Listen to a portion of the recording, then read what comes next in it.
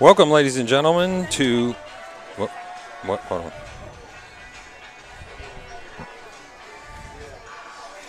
Welcome, ladies and gentlemen, to Frank Irelan Field here at Clinton-Masie High School for tonight's contest between the Clinton-Masie Falcons and the Bishop Fenwick Falcons. So it's Falcon versus Falcon tonight, and with me, as always, EJ Lamb. EJ, say hi to the people for us. Hey, everybody. It's a good night for football tonight. Absolutely beautiful night here at Clinton-Masie High School.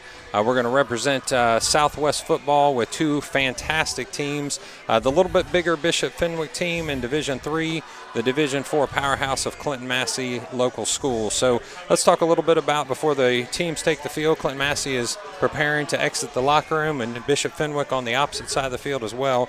Bishop Fenwick comes into this game 2-0. Great start for him. I was able to talk to the coach this afternoon. Nice guy, Coach Mark Mueller. Coming from CHCA, before that, New Albany and Mansfield, has a ton of head coaching experience. This is going to be his first year as head coach of the Bishop Fenwick Falcons. So 2-0 with a win against Franklin, 14-2, and a win against Middletown Madison, 27-0. Yeah, Fenwick comes in riding a high streak, and they want to continue that tonight. And start the season off 3-0, and a couple nice wins, nothing overpowering, but just two nice wins to start the season, and that's how you want to start, undefeated. So they're hungry for a win tonight against Massey. They had them a couple years ago. Massey, bettered them there by just a hair, and so tonight it's going to get physical. Yeah, a couple years ago just squeaked one out, and definitely it's going to be a test for both teams. Coach Mueller was extremely respectful of the Clinton-Masie Falcon program and said this is a program we're trying to emulate. We're trying to, have their hard-nosed and the culture that Clinton-Masie has. Those are two things that he said to me, that they're very hard-nosed kids. They do what they do well. They know who they are, and they do what they do well. Over the first game for Clinton-Masie against Anderson, I guess it's Raptors now, the Anderson Raptors.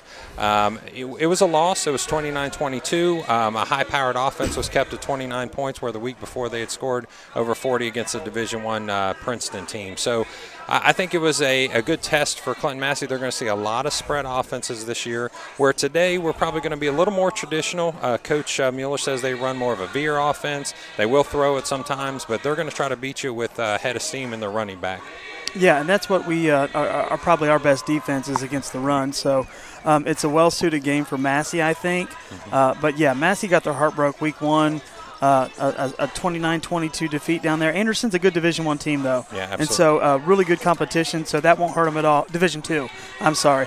But a really good competition in Anderson. But tonight, the Falcons, they're out for blood tonight. They need to get – and so we're just hoping for a good game. Yeah, it's interesting that the coach had pointed out to us that at this point, their defense has not given up any points. Yeah, stingy. It's a safety is the only score that Franklin had, so the offense gave up that score. So a no-scoring defense at this point, or no-scoring allowed defense, is what they're bringing into this game against a hard-running, powerful offense of Clinton-Masie. So it'll be interesting, kind of best on best, yes, right? Yeah, absolutely. It's both of their strong suits, and so as Massey makes their way out to the field right now, it's going to be a very physical game in the trenches tonight. Absolutely, yeah. And we talked about that with Coach, and Coach said he really likes his offensive line. He does start a sophomore guard, number 67 on the left side, but he's got two real strong kind of pivot points on that line, and that's number 57, their center, and number 55, a strong player for them on both sides of the ball with the last name Wysong. So you'll be hearing us call his name probably on both sides. A few pancakes maybe and a few tackles. and what you notice this year coming out of the gate for Massey, and as I alluded to Corey earlier, I don't want to say it's a must-win, but they have a tough schedule. Very tough. They need to get a win tonight for the Falcon faithful. Absolutely. And kind of get their trajectory started on a good note here at home. Yeah, Clinton-Masie offensively started off well last week. 101 yards rushing by Carson Van Hoos. He also added a little bit in the return game as well, with 22 as his long and an 18.5 average. So Carson Van Hoos looks like the early bell cow, but don't count out Colton Trampler, bringing it back again this year. Bolton Trampler had 75 yards on 11 attempts last week, so he's your tough nose, hard runner, shoulders down, wants to inflict the punishment on the defense. Yeah, and he's a big physical runner. I like Colton, and he kind of He just comes out of nowhere, and he'll have games like that, just explode on you. You got Van Hoos, who's lightning. You got Colton, who's thunder. And I think Carter Franks is kind of a mix of the two. A little bit of size and speed. And any one of those three can have a big game, and we need one of them to have it tonight. All right, we've got Ian McGinnis. Looks like younger brother of. Yeah. It's a McGinnis family. Was it Tyler? Last year it was. Oh wow. I should know that. I apologize. So, yeah, Trevor McGinnis from last year did an awesome job. We apologize, McGinnis family. Yeah, I apologize, Trevor. So, handed the ball over to his brother. That's cool. I have a funny story. So, during the week of practice prior to the Anderson, I happened to be out here watching some practice. This young man who is a sophomore, I saw it. I've got it on my phone. Kicked a 50-yard field goal right through the middle of the uprights, and I bet it had another 5 yards on it. And that gives you permission to wear the orange cleats out there. Yes. They look sharp. Yes. They look sharp. Kicking off for Clinton-Masie is number 13, McGinnis. He's going to send the ball deep to about the 5-yard line, and the return is going to come up right up the middle with a tackle by number 24 for Clinton-Masie. Brings him down at about the 27-yard line, so that's a nice return for the Bishop Fenwick Falcons. Yeah, looks like Jude Hooks there, number 3 with the return. And that's going to be their guy. I mean, the coach said Hooks is a special player. He is a D1 recruit that is being recruited by Miami University right now, so he is going to be lightning in a bottle, they say. Hey, if you're a Division I prospect, you're a beast. Coming to, I believe that was Braden Rolfe on the tackle, also being helped. For Clinton-Masie, looks like Bishop Fenwick is going to be under center, 3 receivers to the right, 1 receiver to the left. The snap, number 14. He's going to fade to Hooks right away, and then the pick, interception by Cody Zantini, and he actually is going to get that interception immediately.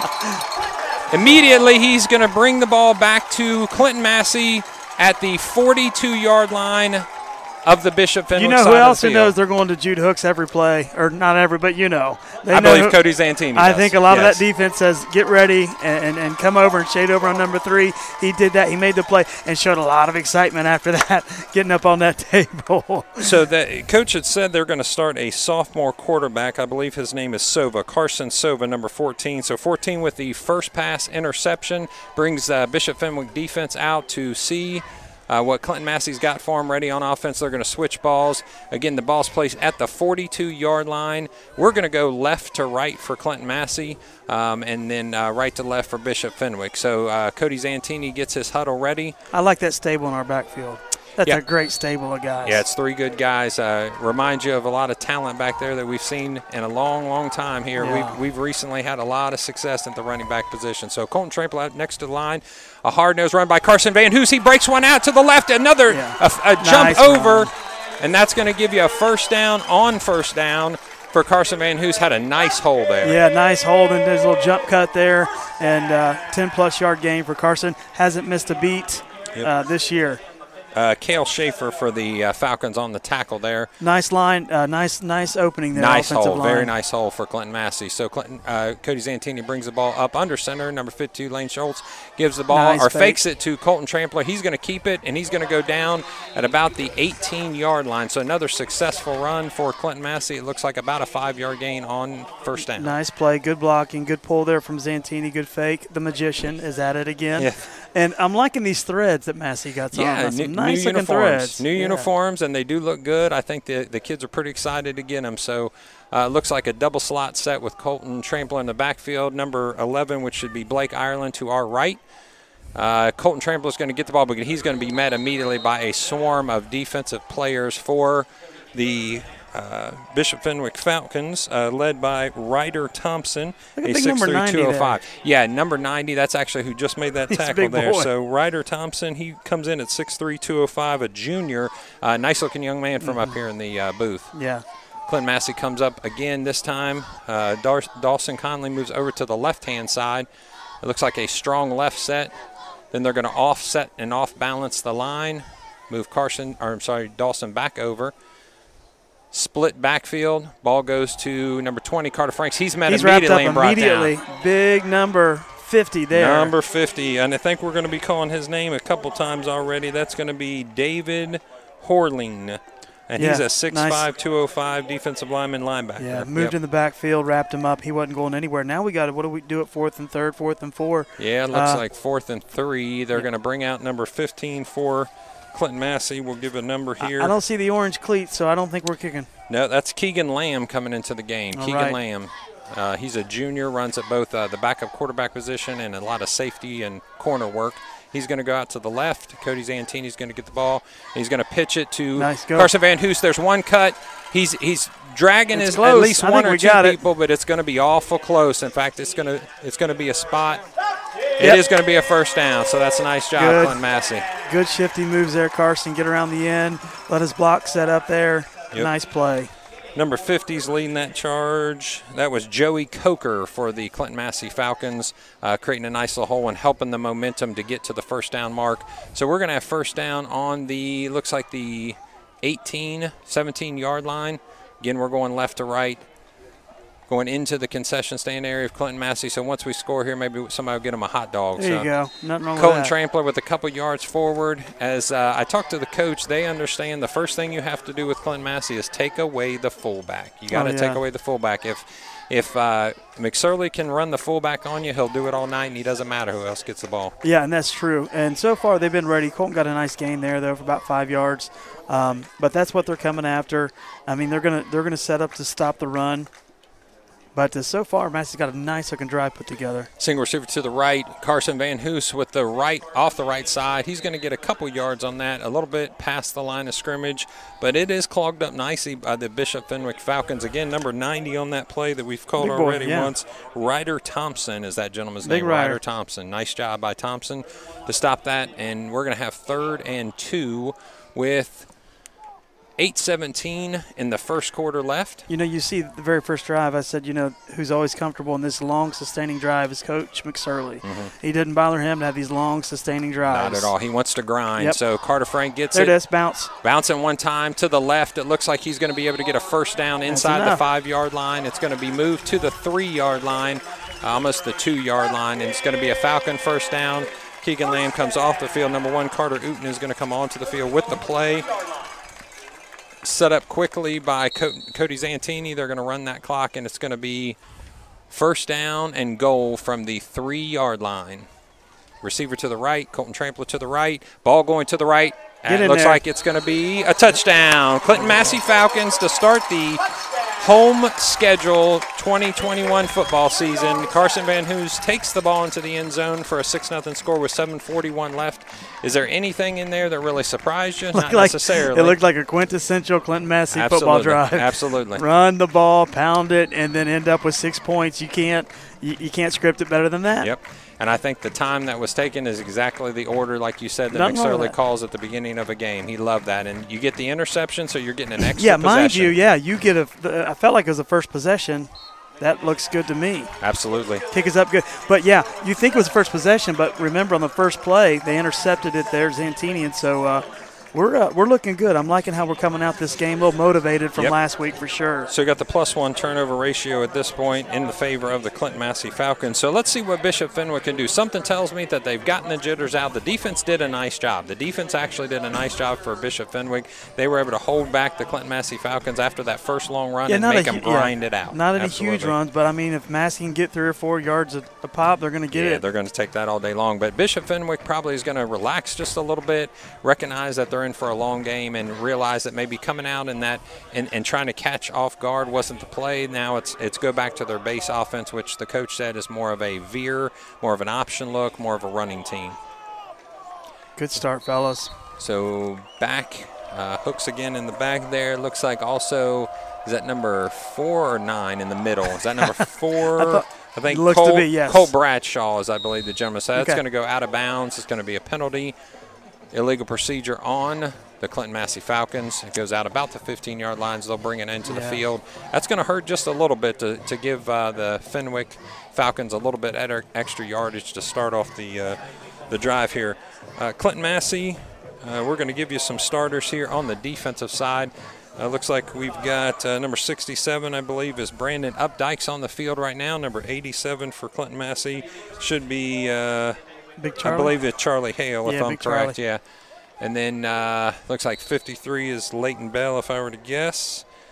Nope, that's Gavin Avey. So Bell would be 40. Fumble. Fumbles already, and it looks like we're going to pick up the ball again. So 2 offensive plays and 2 turnovers for Bishop Fenwick. Yeah, that defense came out making plays. And that's 2 plays and plus 2 on the turnover that's margin. It right there. And a team that Fenwick has only given up 0 offensive points. Now Massey has the opportunity with a short field to go punch in and just really get a jump on this team. So if you'll look at my notes, EJ, what does it say the number 1 concern that needs to be fixed from Coach Mueller? Yeah, that'd be ball security. Ball security. That's what he said. That was prophetic. Yeah, I asked him, Coach, after you've watched your film for a couple weeks now, what have you seen that you need to improve quickly? His number 1 thing was ball security. We're giving away the ball too many times. In motion is Carter Frank. Oh. The fake, the fumble from Cody Zantini. It looks like it might be turned around right away to Bishop Fenwick. He just kind of lost the handle on that. Yeah, I think he did. Never I think he fumbled, and it is. It's going to be a turnover immediately back to Bishop Fenwick, so that's the best thing they could possibly hope for is to get their momentum back, is to get the ball back immediately. Yeah, they did.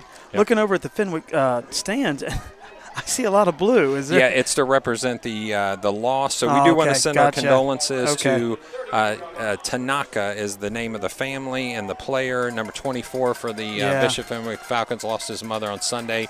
I've got a quick story here once we get this play in. Prayers for that family. Absolutely. So under center goes the Bishop Fenwick. That's Carson Sova. Snap at the ball. Gives the ball to Bradshaw, I believe. It should be in the backfield, but he's met immediately by the Clinton-Masie Falcon defense. So the story about this this tremendous loss, it's a loss for the football team. She was a football mom, very loved by the team, very loved by the coaching staff. Great young lady, shared a couple stories with me, and number 1 was she felt like her passing was going to be soon and said, "You cannot have my funeral on a Friday. I want my son to be able to play." That's how football fanatic she was. So we do send our condolences out to the Tanaka family and the Clinton and the Bishop Fenwick family and community over there as well.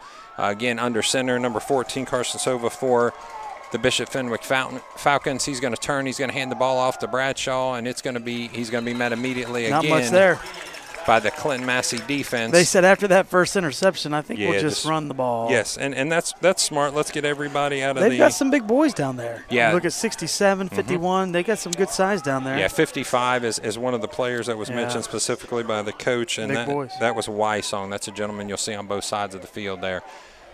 Underneath center to go again. 2 receivers to the right, 2 receivers to the left. You got 3rd and 7 right now. 14 steps back. Sova, he gets a nice pass. It's a first down. Yeah, it's going to be a first down catch by number 35. Nice big target there. Yep. Number 35, you give us a moment, ladies and gentlemen. We'll try to get some numbers here for you. 35 would be Bailey Timming. And, of course, we apologize if we mess up any of the names. It wouldn't be on purpose. Under center again quickly. Looks, going to call an audible here. Sova kind of resets the offense. 2 receivers to his right, 2 to the left. Single back is Bradshaw in the backfield. Colton Trampler crowds the line. He gives the ball to Bradshaw. Bradshaw is able to break a couple tackles, get a good push, and he's brought down after an 8-yard solid gain by the Bishop Fenwick running back Bradshaw.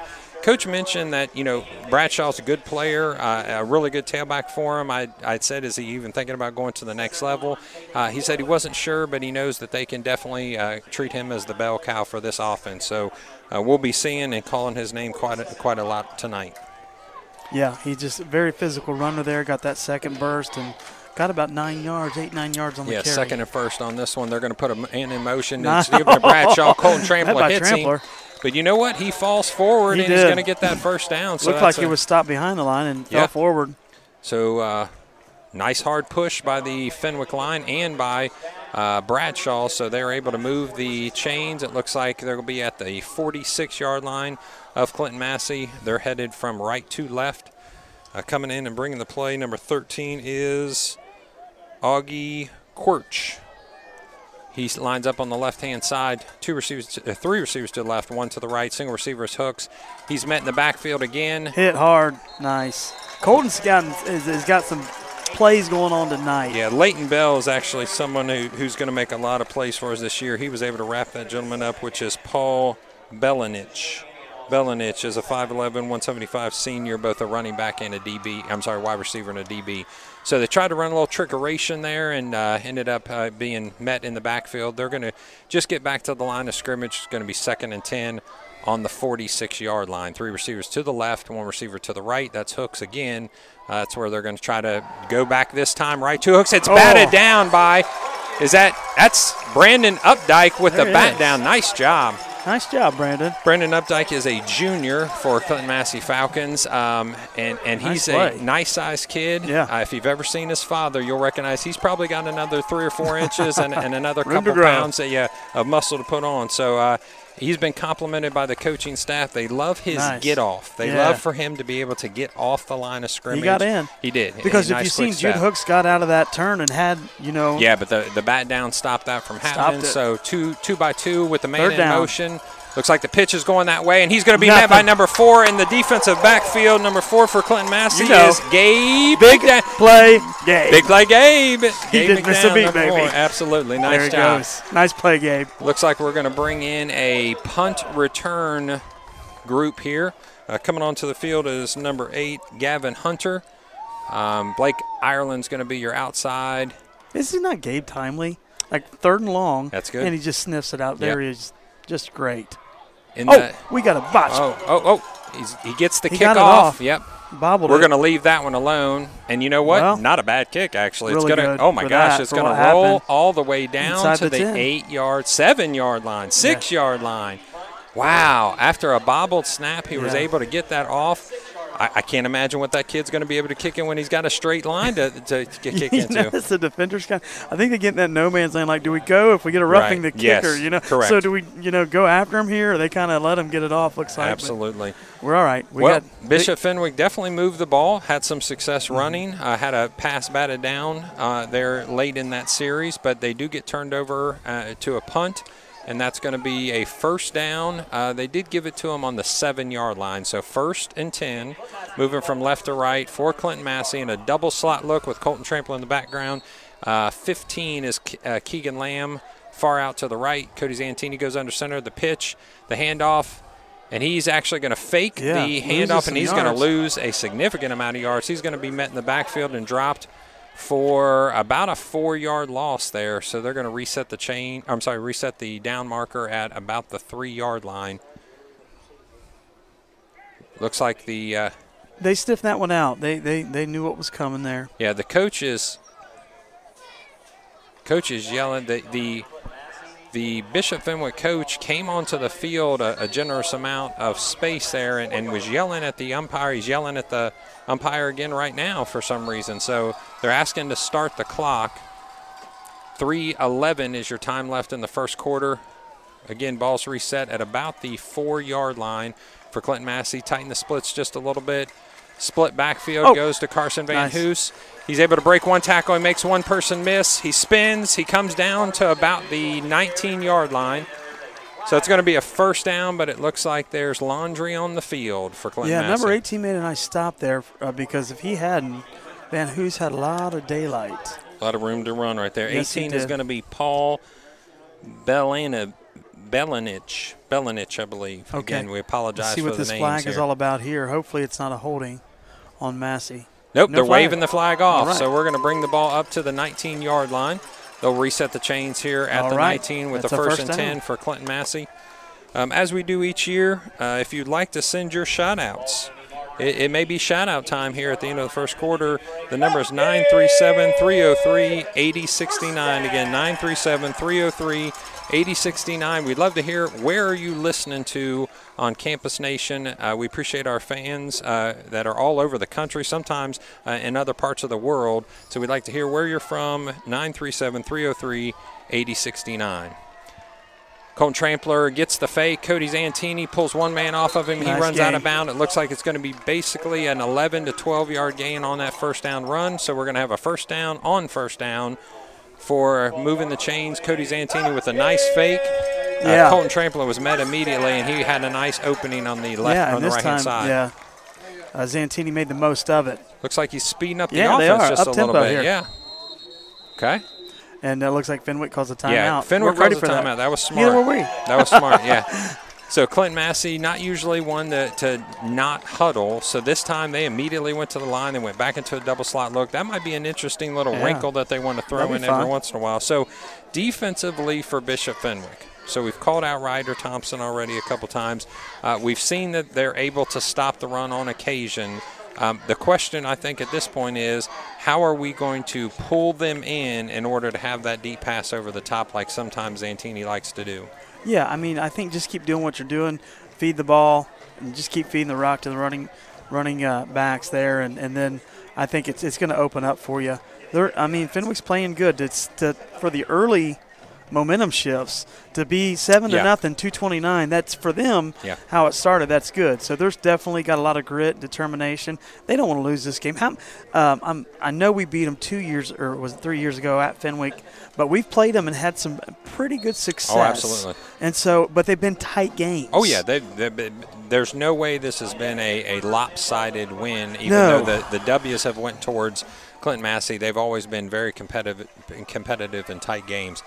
So Clinton-Masie comes after the defensive timeout for Bishop Fenwick, setting up in their 4-3 look with 4 defensive backs, a double slot look for Clinton-Masie. The pitch goes to Carter Frank. He's able to get outside. He breaks one tackle. He gets down to the 39-yard line. So that's a nice run there on first down. Yeah, good to see him healthy, running. Yep, absolutely. And I think that's key this year, too, is keeping all of our stable running backs healthy throughout the season. Yeah, well, it's interesting to note that we've already seen Cody Zantini on the defensive side of the ball, multiple series already, where I haven't seen Carson Van Hoos and any of the other running backs.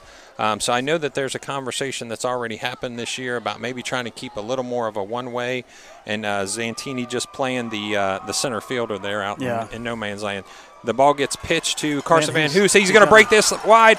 Nice. Makes one man miss. He's out to the left. He's going to outrun number 21, so he's down to the 20. He stutter steps.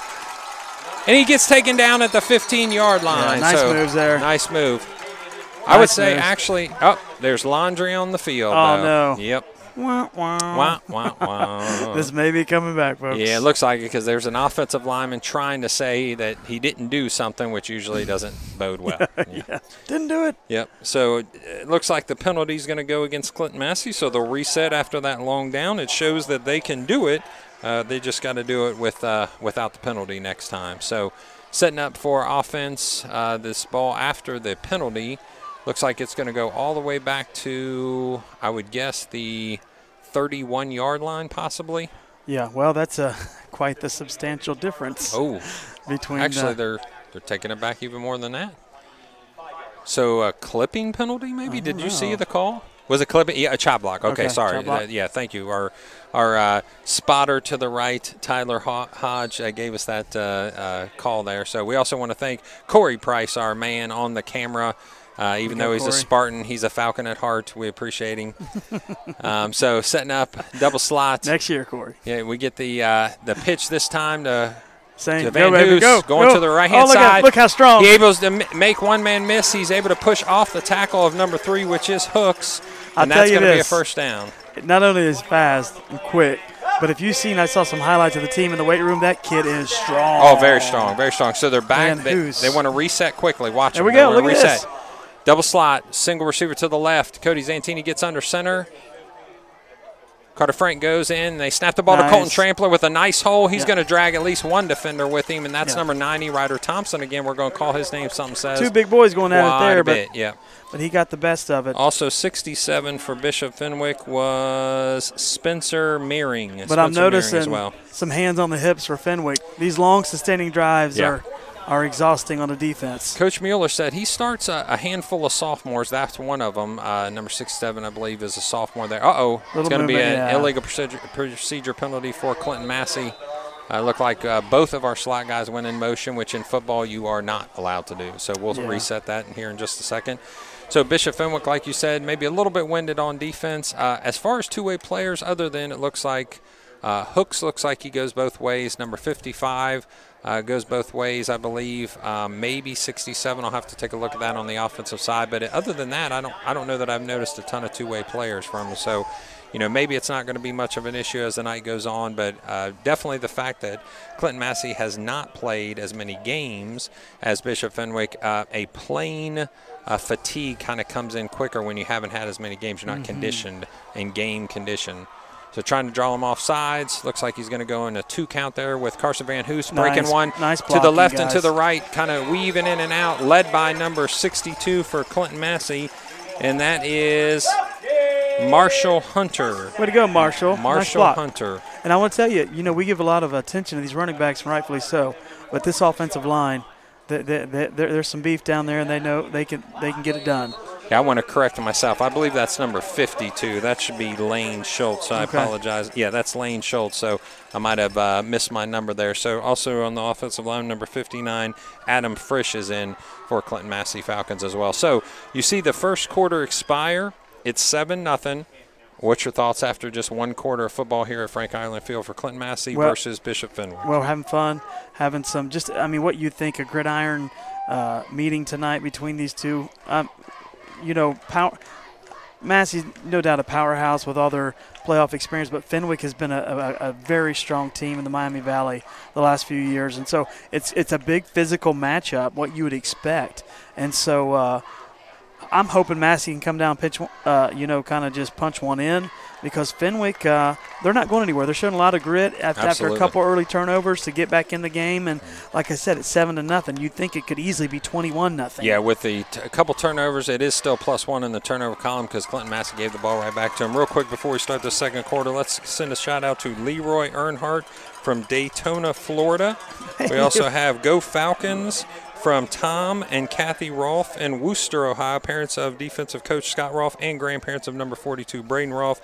And then Go Falcons from Tom and Kathy Rolfe. Also we got from them. So congratulations watching from Butlerville. Go Massey. Go Marching Falcons. So lots of love from football band side and both sides of the ball. All right. Going into the pitch is Carter Frank, but there is a defender waiting on him. He gets pulled down by number 51 for the Bishop Fenwick, and that is Cale Schaefer. Again, calling his name a couple times already, a 6'2", 215-pound defender, junior, that just pulled him down with one arm, like you said. He's a nice-sized young man and looks like a middle linebacker or outside type. Second down. Fenwick a little late getting set there.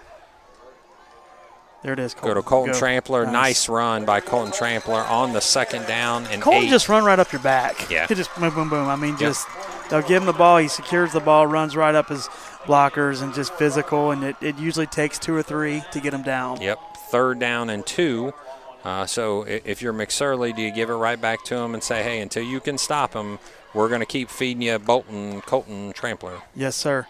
Or it'd be a good time to fake it. Something big over the top here. In a wishbone set, receiver to the left, number 15 is Keegan Lamb. Ball goes to Carson Van Hoos. He's able to slip in, and it looks like he's going to have that first down. We're going to move the chains again at the 31-yard line. The ball will be reset. Another long sustaining drive for the Falcons here, and doing just what they do. And Carson, you see that strength there, pushing it forward, going forward. Let's see if we can get a cash in on this one. We need to get some points on the board. So Garrett Newkirk bringing the play in this time, number 3. He'll line up to the left-hand side of. And also we're going to bring out Carter Frank. So it's going to be a slot left, I backfield. Goes to Colton. He fakes it. Cody Zantini gets the ball. He slides by one person. He's brought down at the 19-yard line. Looks like he maybe bounced his head a little bit on the back of his head. Yeah, pretty physical tackle there. Yeah, I will say that I feel like, the coach had mentioned specifically, the hard-nosed style of Clinton-Masie is something they want to emulate. I'll be honest with you, I see a little hard nose on the Fenwick side. Oh, sure, I mean, they're bringing the big, wood. They're gritty, absolutely, bring the wood on defense. So ball goes to Colton Trampler. He's met in the backfield, is able to fall forward for a couple yards. And when you play Massey, you want to bend but don't break. There's going to be these drives where they go 60, 70 yards. But if you can get down here in a short field and keep that grit bow up a little bit. Yeah, and just put a stop. It's all about making stops. Yeah, Clinton-Masie is known for a lot of rushing yards a game. Now, also a lot of points usually, but they want to eat up yards and eat up time. You know, honestly, it depends on what's on the scoreboard. You can give up all day long between the 20 and the 20, but if they're able to bow up here and stop them, then it won't matter as much. So Carson Van Hoos is met by number 51. We said Cale Schaefer, I believe, is his name. He makes a nice tackle, a nice read on that.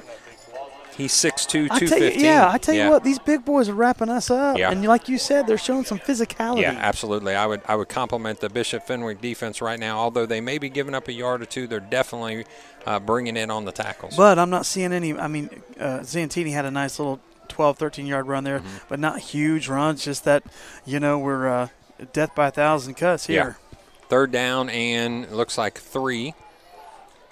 Wishbone backfield goes to Carter Frank. He makes one move. Nice. He's able to turn in. He's going to turn in for the score. Carter Frank with the score. Nice run. Frank the Tank, baby. Looked like he was stopped once, stopped twice, but was able to spin and out of that into the end zone with the touchdown. Gets congratulations from his teammates on the sideline. He's able to set up, looks like we'll bring the ball over here to the center line for the extra point. Snapping the ball for us is going to be number 74, which is Garrett Vance. Garrett Vance will snap to a good friend of his, quarterback Cody Zantini. The ball's down. McGinnis gets it up, and it's going to be through. That's going to be 2 for 2 for McGinnis so far. Sure is good to have another McGinnis in the pipeline. Yeah, I tell you. Making them kicks for us. Yep. And there's a McGinnis girls soccer player as well. We'll have to figure out if she's a part of the McGinnis clan because, I believe, if I'm correct, she scored 4 goals the other night. Bring her over, in let the her soccer. kick. Yeah, let her kick. She can be the backup kicker if she needs to be. Yeah. Seen it before. Yep.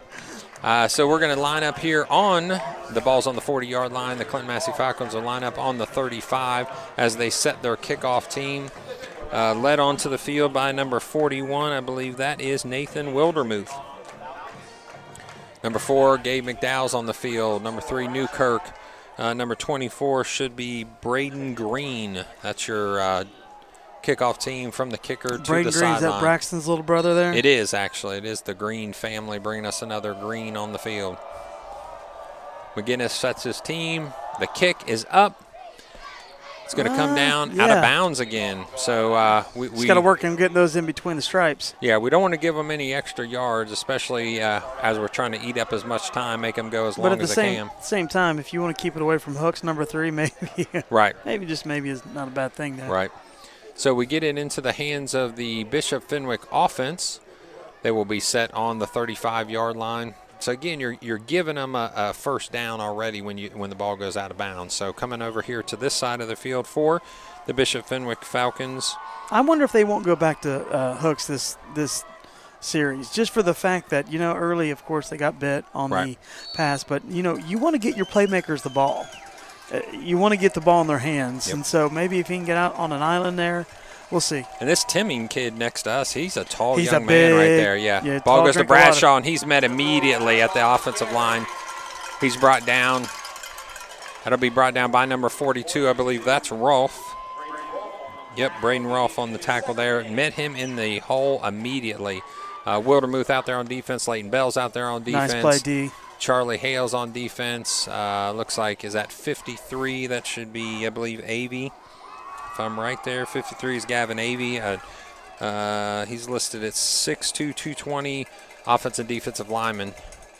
Ball goes to Bradshaw again. He's brought down by 87. That's going to be Charlie Hale with the tackle and a bring down there of just a 2-yard gain. Not a lot of just kind of the same play. I think they've been spooked just a little bit to throw the ball because, like you said, you got to get it into Hook's hand. This kid's going to he actually is going to a game tomorrow. He's going to the Miami UC game. If it's me, because I'm he's going being with looked my at guy. by Miami. Yeah, you got to get him the ball. Gotta even get if the you're ball taking in his a hands. chance. 2-by-2 with a single man in the backfield. That's Bradshaw. Now they're going to throw, looking that way. And they're looking right to Hooks, and he did a nice job making one-man miss. After he makes one-man miss, he's brought down by Clinton-Masie defense at the 49-yard line. Now, Shifty. I'm telling you, that's going to be a lot of confidence right there for the quarterback and for him. Yeah, that was shifty, little move there to get a few extra yards out of hooks. And so, that may be the momentum builder they needed to keep them going. Yeah, Grant Mormon's on the defensive side of the ball there across from hooks. That's going to be a hard night for Mormon. Doing a good job so far. Keep the ball in front of him at this point. 3-by-1 is the look, and he's met in the backfield, and he's going to lose probably about 4 yards. Wow. That's a combination of Wildermuth and Rolfe, and I believe that was Avey that was coming through before anybody else. I like our defensive line tonight, folks. They're playing well. Yeah, it looked like he was he almost had the snap count, I believe, in his head because he was there before he could even get the ball off. I was surprised he could get the ball off. He was there so quickly. So, again, Timming comes out to this far side here. Hooks to the far side on our northern part of our screen there. So it's going to be a 2-by-2 look with a single backfield. Hooks goes into motion. Looks like no, they don't go. It looks like he's going to go on a wheel route and try to get the ball up. Cody Zantini with another interception. Nice job. He shaded over. Yep. He saw him in motion, came over and just nailed it. Nice play. Nice play. Yeah, I compliment Cody Zantini. He's a great defender. He can't take his helmet off the field, and he's got to watch the emotion just a little bit. Mm-hmm. He's got to be careful about that. He is a fiery young man, and we appreciate that, but we want to make sure that after you make a great play, you're not giving your team a penalty in the process. So great play by the defense, a second interception, which gives a +2 turnover there for Clinton-Masie. On the margin there for turnovers. He's got 2. He's pumped, isn't he? Absolutely. He's pumped up. A lot of fire in that belly. I like it. So we're at the 28-yard line, moving from our right to left this time for Clinton-Masie. Offensive line lines up there. It's going to be that double. It's going to be a slot look on the left. He's in the shotgun. He is in the shotgun this time with Carson Van Hoos. Gets the snap. They read it. Carson Van Hoos gets in, and he's open in the wide field, and he's going to get a first down with a 13-yard run. I'm a little surprised that Bishop Fenwick didn't call a timeout. I think that might be the first thing they've ever seen, or the first time they've ever seen Clinton-Masie go into the shotgun. Let's do the whole drive that way. Come on, let's do it. Well, it's a different look. I mean, I think I would applaud, Coach Zantini, which is Cody's father, is our offensive coordinator, and it's definitely a different look that it's good to show other teams so they have to prepare for. So, again, absolutely. Slot to the right, single back in the backfield. The ball goes. He's going to open it up to Carter Frank. Gets a nice catch, makes one person miss, gets outside, stiff arms. Look at him. And he comes all the way down to the 18-yard line. That's a good run. That's a good catch and run right there. It's almost 40 yards there. Nice play, a nice run after catch. Yeah, it was. Franks. Excellent yards after catch there. So he caught that ball, I would believe, probably about the 45-yard line, maybe 44-yard line, and tacked on another 20 yards. So they're immediately back to the line of scrimmage, up tempo. Now they're back to their double slot. Goes in motion. He gives Colton Trampler. He brings one guy. Knocks him over. And he Colton all the way to the. Give him the touchdown. Oh, they put him on the 1-yard line. He said the guy got down. So instead of going around him, he said, "I'd just as soon hit you. I'm just going to knock you over." So that was a nice run by Colton Trampler. Wow. Knocked the guy down in the process, and then was brought down just at the 1-yard line. Looked like his momentum had taken him into the end zone, but in this case, they're going to put the ball at the 1. You got to reward the kid. If you're in the wishbone, give it to Colton. Give him the rock, baby. Give him a rock. Let him get a touchdown. Right in the hole, though, is Cale Schaefer, and you are going to give him the ball. Push. That's good. And that's a touchdown for Clinton-Masie. At 5:26 left in the second quarter, it's going to be 20-0 with another extra point attempt coming by Ian McGinnis. So these guys are fired up. They did not like getting beat last week because they are pumped down there. You take this team, they haven't lost, and I'll go all the way back, this senior group, to their peewee days. They went, if I'm not mistaken, I think they went like 42-1. Yeah, probably the first time they've ever had a losing record at 0-1. It was not something that they wanted to build on, that 0-1 record. So number 13, McGinnis, the kick is up, and it's going to be good. So it's 21-0 is going to be your score. Very nice. Very physical play there by Colton. And again, offensive line, I can't credit them enough. Our line, we had to replace some Brody Muterspaws and different ones. And these guys are coming in and stepping up. Mm-hmm. a couple of quick shout-outs. Go Falcons from Mary Ritter, one of the staff members here in the elementary. And Go Falcons, we are Massey Strong from Sydney Avey in Kennesaw, Georgia. Hey, so anywhere you're at, you can text us, ladies and gentlemen, 937-303-8069. We want our Falcon family members to text in. We want our Bishop Fenwick Falcon community members to text in as well if they are listening abroad at 937-303-8069. Just tell us where you're listening to. Way to start a game, guys. We want to give a shout-out to our cameraman, Cameron Pavey, who's on the field for us. He's also a coach at the junior high level. He just texted me and said, hey, those snaps in the shotgun look good. Good, yeah, they do. Yeah, absolutely. So it's just another wrinkle that I think Zantini wanted to send onto the field. Not only did it get some positive yardage, it makes you plan for it as well if you're the other defense. Absolutely. Because when you get into the playoffs and you have that in your arsenal, yep. And you know, a lot of people prepare for this run, as they should. Right. But having that in your arsenal, running out the shotgun formation, it's just more weapons. Yeah, I saw him go into that in a playoff game, I believe, as they were getting out of the first half, and had some success with it. So under center is Sora. Bradshaw's in his backfield, 3-by-1 look. Got him. Bradshaw's immediately met. He's going to be able to fall forward for at least a yard or two. Again, Carson Sova, sorry, ladies and gentlemen, 6'6", 170 sophomore. Carson Sova is your quarterback for the Bishop Fenwick Falcons. Hey, Colton Trampler, again, had the timing on that defensively, but might have hit the wrong hole there. But, I mean, this defense, you got to give props to them tonight. They're playing well, and it looks like Fenwick is probably going to need to pass just to hang in this game. So we'll see what they do here. Colton rushes the offensive line. Oh, looks like Bradshaw makes a person miss, and then he's able to get a nice run there on second down. It looks like a 5-yard, almost 6-yard run there that's going to give them 3rd and 8 as they set up at the 42-yard line. Again, under center is where they're doing most of their damage. Carson Sova, the sophomore quarterback, 6'6", 170. They went with a 2-quarterback look last week. The coach said they wanted to see who performed a little better. They felt like Sova gave them a good chance to win this week. So across the line of scrimmage is Colton Trampler. Colton was ready to go. Which means but he got him on that bark. Yeah, they're going to get on a first down off of a penalty, which I know Coach McSorley's not going to be happy about, or Coach Rolfe especially. So defense gives up the first down there on the penalty, so they'll reset the chains, and they'll get the 5 yards, which takes them to the 47-yard line of Bishop Fenwick. Colton has made his living the last couple possessions of timing that, so he was kind of chomping at the bit, and they got him on that. Got a little itchy and gave him 5, but we're going to get it right back here when Colton Trampler is able to make a play. Here goes the pass. The pass is nice. Up. Nice. And it's going to be out of bounds. Nothing there. Yeah, nothing there. Blake Irelan was on the coverage there, number Blake 4. looks beefy this year. His legs are real thick. Yeah, he has. He's put on some solid weight. Like it. Been working hard in the weight room. Yep, Carson Van Hoos, like you said, as well. Carter Frank getting back healthy. All these kids, you see them in the weight room. You see them at Strength Lab. It's amazing. When you put the commitment to weightlifting, which I believe is the #1 commitment you have to make to a winning program, you're able to see that difference there right away. 3 receivers to the left, 1 receiver to the right. Ball goes to Bradshaw. He ducks underneath one tackle. Number 53, Avey, brings him down, but it's going to be for a first down.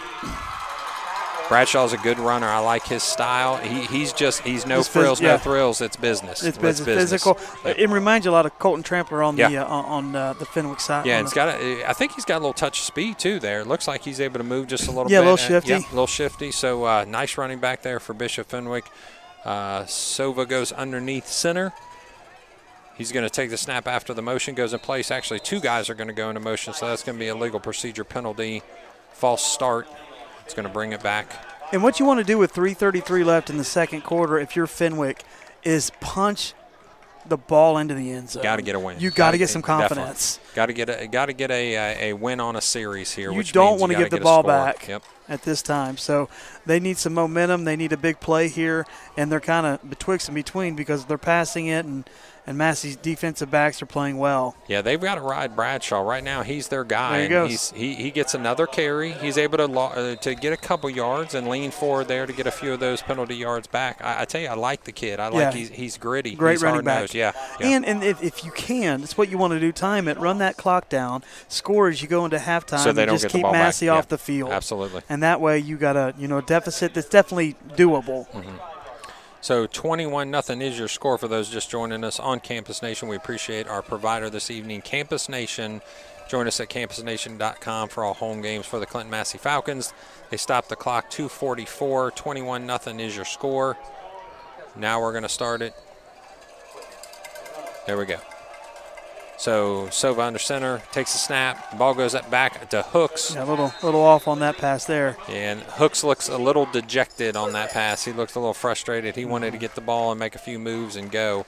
So and not a bad play call. Instead of going deep as they have had the Yeah. picks, kind of give it to them little screens and let them make some plays. Well, he's showed that he can have some yards after catch. I mean, he shows he's shifty and he's got some speed and just get the ball in his hands. And like you said, is there ways to get the ball in his hands that they're not taking advantage of, like jet sweeps or that look like a potential bubble screen, which would be a good way to get him some extra touches. Sova under center. Bradshaw gets it. The ball gets snapped. He drops back. I thought he pulled he pulled that in. Just a bit behind him again, so he had to stop and try to pull it in. Yeah, on that back shoulder. If he would have let him, he definitely could have got probably the first down, if not a little bit more. But they are going to punt, which brings the ball back to Clinton-Masie with probably about 2:20 left. It's going to be 2:35 right now left in the second quarter. I'm trying to figure out why you went away from Bradshaw. He was running good and getting you some first downs, and then just started passing the ball, and unfortunately couldn't bring him in. I think they got kind of scared of the clock in essence, so they wanted to make sure they got something. The ball's dribbled along the side. It's over to the right. This time it gets to Carter Uten. He makes one man miss and with a spin. That's a basketball move that he's good at. So I feel like I got a control in my hand, and I'm that's what he did. Juking and jiving. He hit the X button and he did a little spin. So there is a penalty flag on the field. It looks like it's going to be holding or illegal blocking the back by Clinton-Masie. So the ball will be spotted, it looks like, at the 22-yard line. They're going to step that one off, and we're going to start this time for Clinton-Masie on the – is that the 11 or the 12-yard line? So 12-yard line, so they're going to have to traverse 88 yards in about 2 minutes and 24 seconds. So this may not look like a traditional Clinton-Masie drive. May need to pull something out of the bag of tricks here to move that much yards. Yeah, it's kind of interesting. What do you do here? I'd like to see if they're – what do you think? Corey's saying go in the shotgun. let's go, baby. Let's put the the nail in. Yeah. I hate to say it at half, but if you go 28-0, it's going to be tough to come back. Yeah, it's going to be tough. So Colton Trampler's the ball carrier. Nothing. He's going to be met and driven back to the line of scrimmage. I'm going to say what they said at the Ohio State game last night. Watch Ohio State, and their big players are running back Mayan Williams. They're two All-American receivers. All stars had big games, and so far our guys, our returning guys, our running back stables have all had big games. Cody's having a great game. Yeah. And the guys just both that should lines. be leading are leading. Yes. Yeah, right. And the guys, the seniors, are showing, hey, we've done this for a couple years, and they're all having nice games tonight. So that's really good to see it out of your players like that. And then a lot of credit to the underclassmen, a lot of credit to the defensive lines that are just playing phenomenal tonight. So there's a timeout on the field. But they're fired up. The Falcons are fired up tonight. Yep. So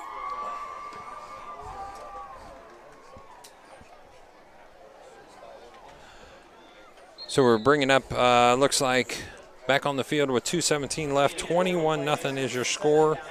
Have a couple shout-outs here to share with you at halftime. We'll hold on to those as the defense gets set back onto the field. Clinton-Masie brings their offense back up.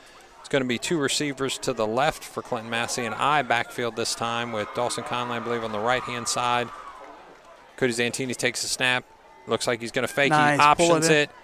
Go. The run by Carson Van Hoos. Go. He makes a guy miss. Cut. He's able to stutter step, go out of bounds. Nope, he wants some more, so he goes down to the 50-yard line. That's what I was thinking. Hey, go out of bounds. I'll come back in for a little bit more of this, fellas. He got another at least 12 yards on that by going back into the field there. So they'll not many people can stop on a dime when you're going that fast and just stop and cut. Looks like they're running Oh, this yeah, here we as quick go. as possible. This is Yeah. a new wrinkle right 2 minutes now left. in the offense. And there's the handoff. To Colton Trampler. He's nice run, nice Colton. hole. Nice Always. hole. 4 guys. Yep. 4 guys. Took 4 guys to get him down. So he's down to the 41-yard line. Let's see what they have Colton listed at here. Colton Trampler, number 34. They have him listed at 5'11", 215. Oh yeah. Yeah, I think they're definitely solid on the 215. Yeah, he's definitely put on some nice weight over the offseason. Carson Van Hoos goes and gets the pitch. He's got a wide open field on the right-hand side. The lead blocker gets outside, makes a hurdle. Ball goes out of bounds, fumbled out of bounds, but it's going to stay Clinton-Masie possessed ball, and it's going to be a Falcon first down. Looks like Cody Zantini wants the play so we can get going on another quick run here. Yep, he's setting up the offense. The play's coming in from Keegan Lamb. Number 11 coming out of the game is Blake Irelan. So it's going to be 1st and 10 at the 18-yard line, 17-yard line looks like. So going from our right to left on your TV screen, looks like the power set split backfield on the left-hand side. Ball goes to Carter Frank. Nice run. Up the hole with a nice hole, and it looks like he's down at the 5-yard line. Returns the ball to the referee to get reset again. This is a good-looking offense tonight, folks. This is what they want to do. They've got 1:12 left. They actually call a timeout here. Clinton-Masie calls a timeout. They want to get their play right. Sure. I'm not going to be shocked if they actually purposely try to get this in 2 plays. I think they want to eat up down to under a minute. If they hand this ball back to Bishop Fenwick in under a minute, I think they feel good about their chances. So can they punch this one in with 1:12 seconds left? 21-0 is your score. Corey Price, our handy-dandy cameraman's nodding his head saying we can get this one in with a 5-yard run here or maybe in the next couple downs. So Clinton-Masie, we appreciate the time and attention that everybody's given us to get this broadcast on the air. We thank our friends at Campus Nation. Yeah, very nice. And it's good to have fans in the stands this year and have folks back and be able to cheer their Falcons on. And so if you're listening to us tonight, you had the opportunity to come, but maybe you're out of state. But we're glad you're tuning in. And thankful for everybody that can be a part of this tonight. We're having a ball. And the temperature, Matt, dropping in the 70s, low 70s. Feels like football weather tonight, don't it? Absolutely. Let's see if we can catch up with a couple scores from our friends around the way. Waynesville 21, Blanchester 7.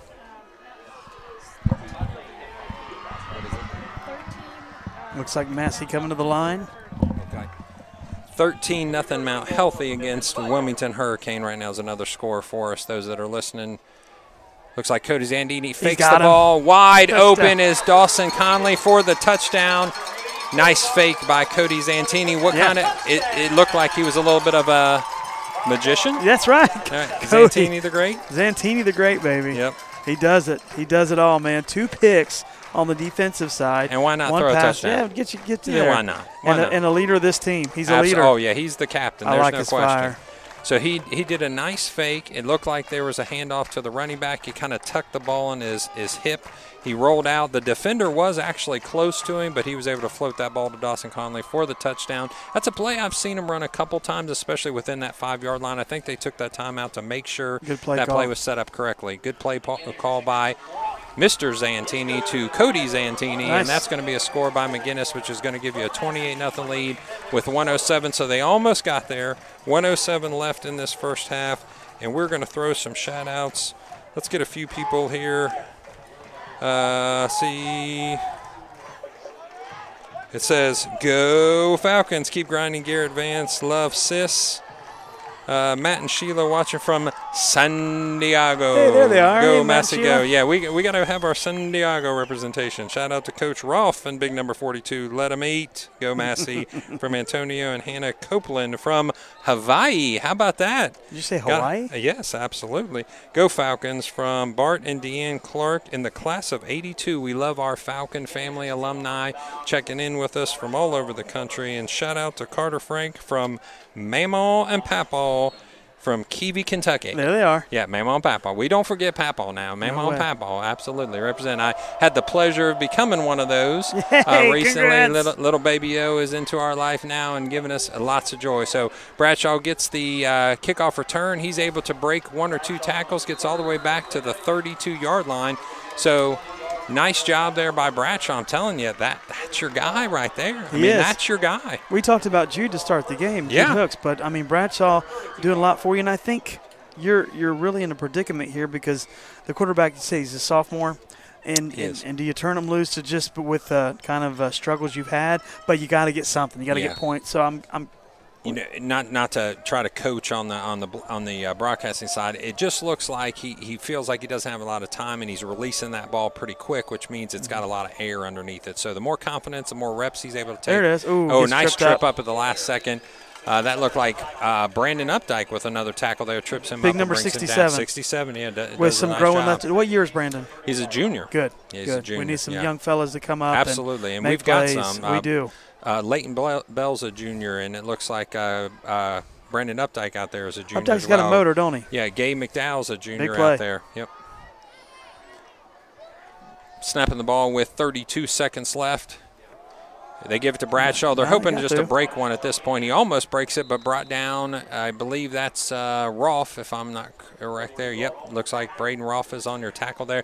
Braden Rolfe is one of those kids that you find a place for him. It doesn't matter where it's at. It could be on the defensive side. It could be the offensive side. It could be in the backfield. It could be on the defensive backfield. You got to get a guy with that motor, that grit. Yes.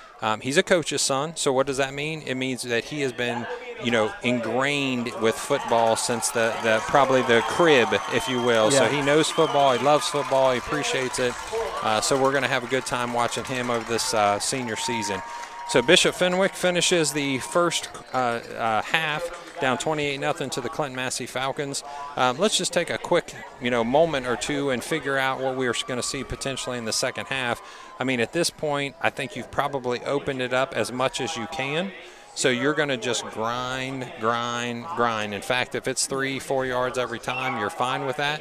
You just want to eat up the clock and put this game away, maybe get another couple scores to fulfill the stat sheets and keep everybody happy. But other than that, at this point, the job would be to just move forward, slow pace, eat the clock, get out of here with a W. Oh, that's it. And I think you're going to see the same thing that you saw the whole game, just Clinton-Masie coming down, grinding it out. And handing the ball off. Now on the Fenwick side, it's going to be a little bit tougher.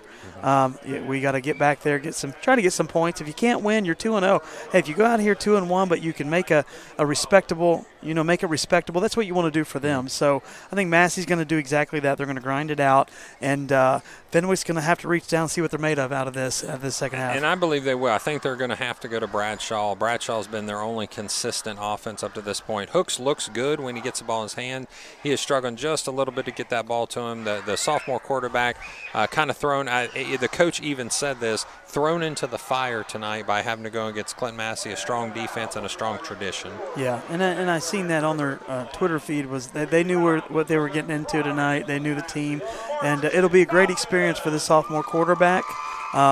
I would love to see him get that big number 35. How tall is he? Is 6'6". They're listing Man, at 6'6". if you could throw a jump ball up, because sometimes he's definitely got the size match up. I like our DBs, but maybe if they're keying on Hooks over there, maybe try to get him in the game and maybe a jump ball. We'll see what they got. But, yeah, they'll reach down. They'll make it respectable. Yeah, I am surprised that they haven't tried to give him at least something on the outside there with so many people keying on Hooks. Why not try to give him something and float one up? So they may come back to that in the second half. We'll see just in a little bit.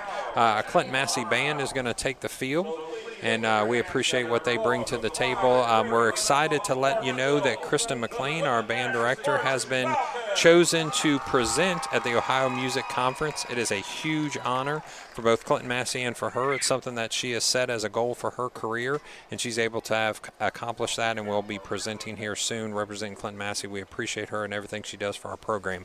We are going to stop talking for just a second and give you a moment just to enjoy the band. We'll be back to you in just a moment.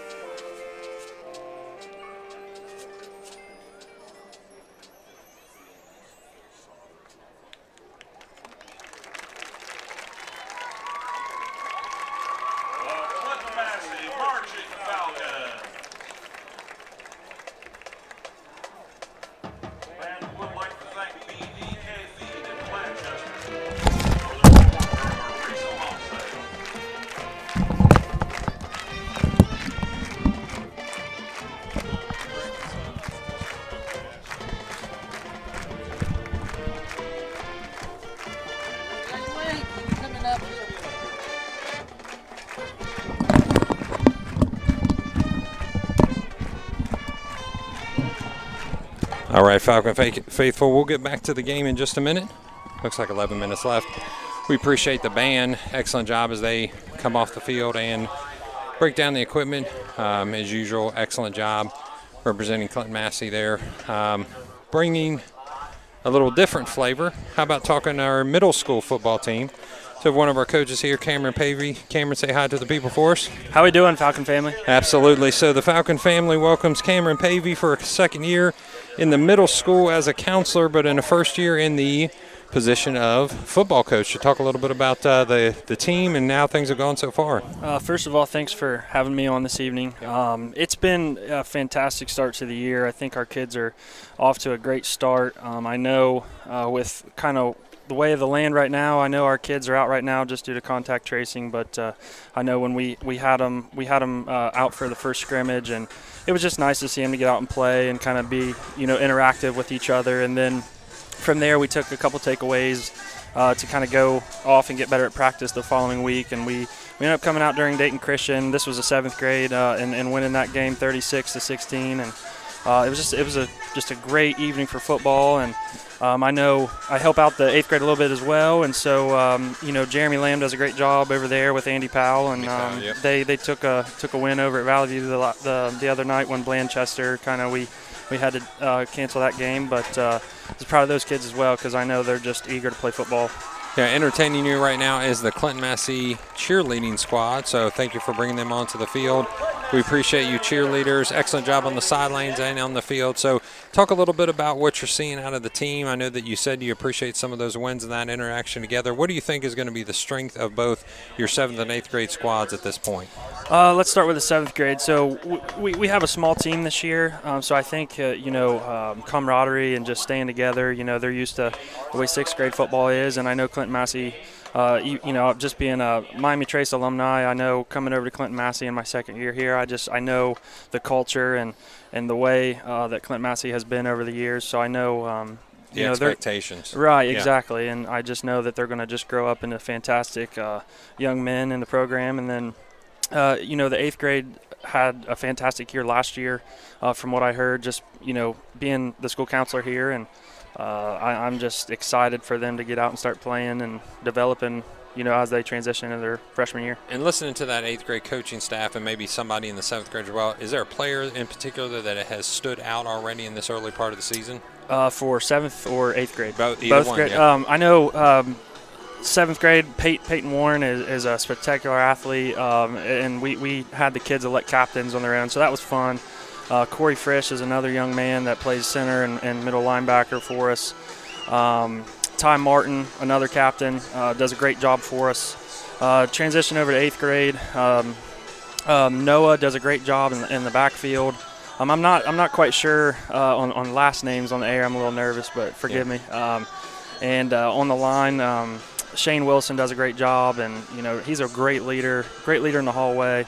And just a spectacular person. So I know, those 3 are sticking out right now, but I know there's several others that I'm forgetting. Noah Phipps, I believe. Noah Phipps, yes, absolutely, that's right. Yeah, of the Phipps clan. So a lot of Phipps around. So, yeah, I've heard a little bit about some of those members that you just spoke of, and I think you got a whole lot of people around there as a supporting cast. So you talked about the culture. You came from Miami Trace. Mm-hmm. You've been here a couple years. What are some things that you notice maybe inside the building and outside of the building? When you mention culture, what are things about the Clinton-Masie culture that you've noticed coming in here from outside? I think in the year and a couple months, I'm going into my 2nd year, I just know that there are individuals in the building that can serve as mentors just for a young guy like myself. That's huge in the part of development. Everybody leans on each other and also offers, help. And, we're in COVID year, if you will. Everybody has just been so wonderful with helping out with each other. And that's carried us into, the 2nd round of it, if you will. And so I love this school. yeah, it's a great school district, as well as Bishop Fenwick. I hear nothing but rave reviews about that. Yes. It is a private Catholic facility located in that kind of like that lower Franklin, Middletown area. A great tradition of winning, so we compliment them as well. So lastly, Cameron, just bring us home with some thoughts about what do you think about Clinton-Masie football? You played against them. So as a varsity player, you were on the field and you had to look across and see them. What was your experience as a player, and what's your experience now from the coaching side? The coaching side is just learning kind of what I played against. I know where I come from, we played a defense formerly known as the 9 defense, where the strong safety would come down and play linebacker.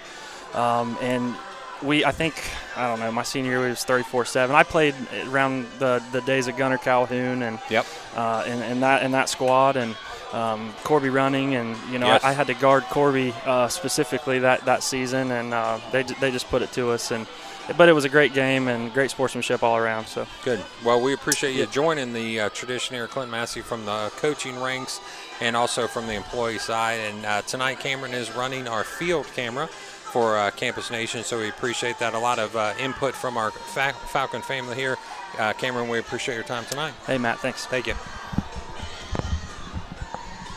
So as we transition back to Clinton-Masie football with about 5 minutes before halftime is up, and they'll get just a couple more minutes, we're going to bring back EJ Lamb. EJ, just as we review the first half, nothing surprising from Clinton-Masie. We recognize that they're going to grind it out. The turnovers probably be the first thing that stands out in my mind. Oh, yeah, those 2 early picks, and then Zantino and both of them just shading over, kind of knowing where that ball's going up to. And, yeah, it stuck out. And if you can correct those and come down, but, again, coming out of halftime, Massey's going to get the ball, so you need to stop, and then you need to come back and just show a lot of grit, which I think they will. But, yeah, those first 2 early turnovers just were detrimental in getting a good start for them. Yeah, I think at this point it's how many possessions you can get. So if you're Bishop Fenwick, you've got to steal at least one. Oh, yeah. You've got to get one. Turnover would be great, yeah. For them and to keep them in the game and kind of start how Massey started the very first period. So, yeah, a turnover would be great for the Falcons. Falcons, either one of them. Yeah, right. Fenwick, right. I should say. Fenwick Falcons, But there's a lot of fire. This is week 3, and it doesn't feel like it for me, I know, because this is our first week doing this and being at home, but we didn't have a game 1. Lost, of course, by a touchdown last week. And these guys, they're pretty fired up because this senior class has got a lot of athletes, and they've played phenomenal football, and they don't take well to be an 0-1. And so I was telling a couple of people today, I'm a little nervous about the game. Fenwick coming in 2-0, but I'm really liking what I'm seeing out of Clinton-Masie tonight. Yeah, I was around when Trey Utrick took us to the took us to the championship game, against Steubenville. And I think the loss against Goshen at Goshen, and I don't know that I've heard him say this specifically, but I think I can safely say that he felt that was the turning point in the season because it was a little bit of a wake-up call for that team. That team was a strong team. It had a senior and junior class that both brought a lot to the table throughout the year, and I think that kind of woke everybody up to say, if we're going to go to that highest level, we're going to have to turn it up even another notch. So he said, of course nobody likes a loss, but if you can get something from the loss, then you can grow there. So I think, what do you do with that loss? Right. And it looks like they're coming off that loss, and they are fired up tonight. Yeah, Trevor McGinnis, little brother Ian McGinnis, has taken over the duties of kicking quite well. And like I said, strong leg. Needs to maybe clean up the kickoffs just a little He'll bit. Get that. He'll absolutely do that. I'm sure there's a nerve or two that he's getting out of his system. And I'll tell you what, Sure. Impressive on the other side as we're starting the stretching into the second half is Derek Morris, the gentleman from Bishop Fenwick that does their punting and kicking duties. I'll tell you what, that first one that bounced, he had to grab and do almost like a side kick. And it rolled down to the 7-yard line. He's done that twice tonight, and then had great. Yeah, I mean, you got to give props to that punter. He's catching it the last second, picking it up, and getting it off. So props to the punter on the Fenwick side. Yeah, we're going to take a time here, ladies and gentlemen, as they're warming up to start the second half, and send a couple shout-outs because we did get quite a few over this halftime period. First one goes to Way to Make Lyle Kane Proud, Frank the Tank. Go Falcons. Frank the Tank. Looks like Chris and Christy Jewett listening from Albany, New York. So we appreciate you listening all the way from New York. Yeah. Braxton Green watching from Taylor University. There's my fellas over there. Got to say, hey, what's up to Braxton Green, to Brendan Lamb watching from Taylor University. And they got a big game tomorrow night, so best of luck to the Trojans tomorrow night as they have their home opener in NAIA college football. So what's up, Braxton? Tell me if Brendan's watching. I wonder if he's in the room with you watching, or he may not be. I would guess he's at least watching somewhere. Or his girlfriend's over there, so they may be hanging out. Yeah. So don't get him in trouble now. I'm not going to get him. That's all I'll say. Hello from Fairborn, cheering for the players and the cheerleaders from, looks like Memes and Bookie. Memes and Bookie. There's a new one for us. Yeah. And then let's see.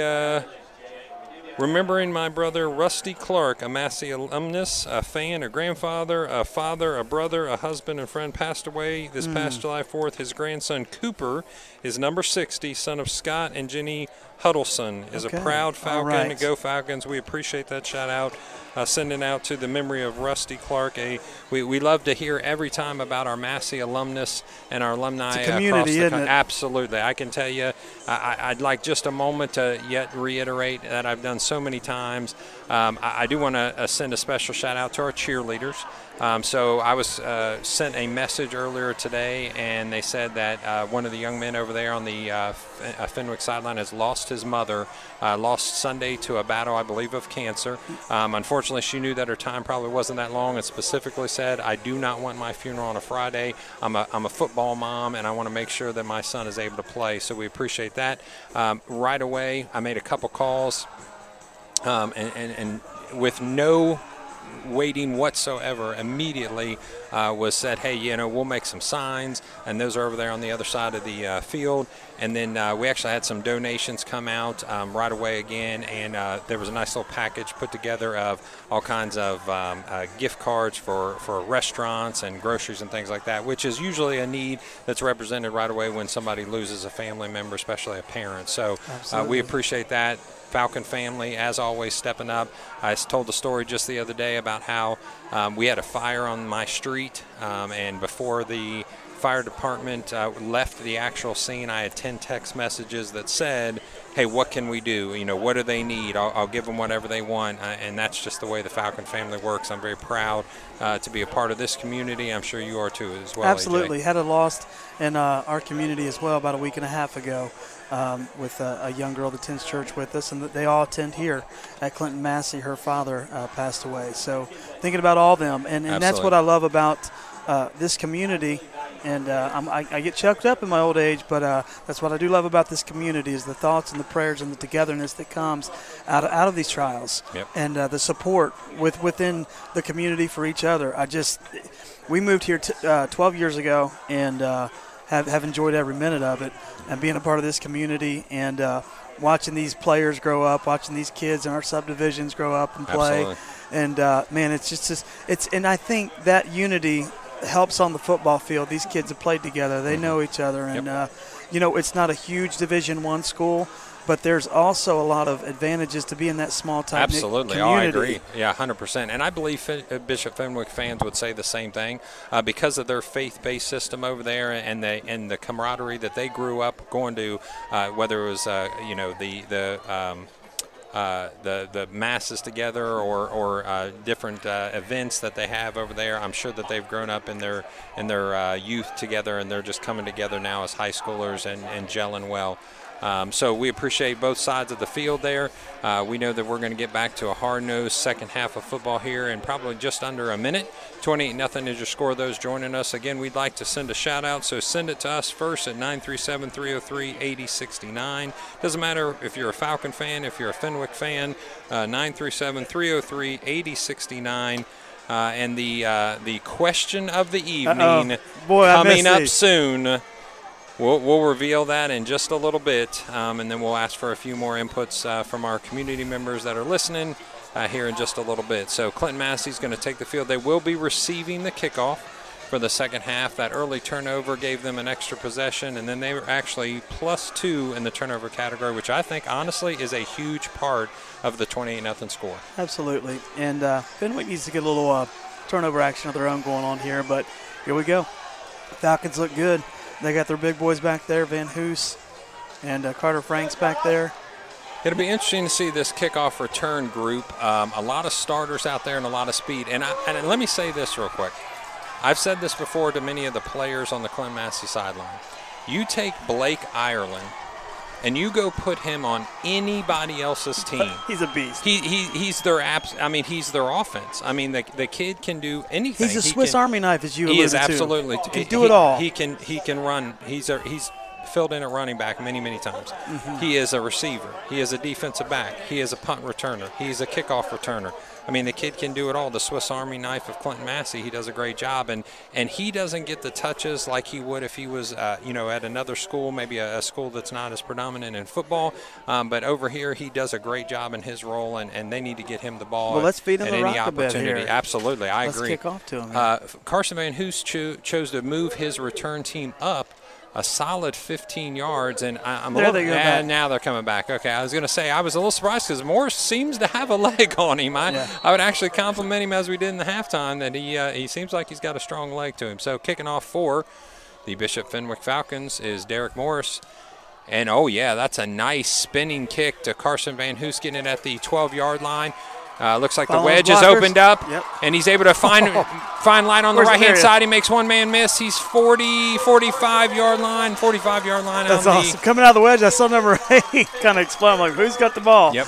But, man, he was patient. And then as soon as that hole opened up, man, he's so good. So there's been a rule change. It's been quite a few years now that most people are aware of that you can't lock arms in the wedge anymore. So it didn't look like there was any penalty on that side. It looks like they just got really, really close, and then they wedged up, and he found the daylight on the right-hand side, made a couple people miss, outran a few people, and they're going to start with just a 45-yard field in the shotgun. I like two Carter receivers Franks to the out left. here. Cody Zantini sets up in the shotgun, the snap. The ball goes to Carson Van Hoos, wide open, and he's able to find daylight left-hand side. It looks like he switches arms down to the 10, switches back inside. He's able to make one man miss, and then brought down on the 2-yard line. What a run. What I understand, sometimes it looks like he has the edge, and instead of turning the burners, he kind of cuts up. Yeah, but he knows what he's doing, folks. Instead of going out of bounds, which I would say twice tonight, I thought that was where he would end up. He cuts it back into the field. But again, when you can cut going that fast. And honestly, at that point, another 7 to 8 yards, and then he ran with one guy on his back and one guy at his heels for another 2. So now you're into the 2-yard line with 11:24 left on the clock. This is exactly what Bishop Fenwick didn't want to happen. Colton Trampler is able to carry the ball, but they are going to call him in the end zone. Excellent job, Colton Trampler with a touchdown. Give that man the rock to score. And honestly, I would say that's kind of a worst-case scenario for Bishop Fenwick. Yeah, I mean, what do you do, man? What do you do? Yeah, that's not what you wanted to say. They come out here and they didn't skip a beat. And I like that formation that they got in that shotgun formation to start. So I'm just, you got to come back and battle if you're Fenwick. But, I mean, they just come out of the gate smoking tonight. Yeah, absolutely. Compliments to Clinton-Masie. Came out in the shotgun. Huge runs by Carson Van Hoos. And it starts off with the return. Yeah, great. And great blocking on the return. Great line. It's up. That is good. And it's good. So that's going to bring your score with 11:15 left in the third quarter, 35-0. Let's get a few more shout-outs. Go Falcons from Oregonia. The Denard family, I believe. Right. Zach, Kelly, Riley, Max, and Bridget. Go Falcons from Muncie. Matt, Trey, and Mitch. I believe that might be our friend Trey Utrick there.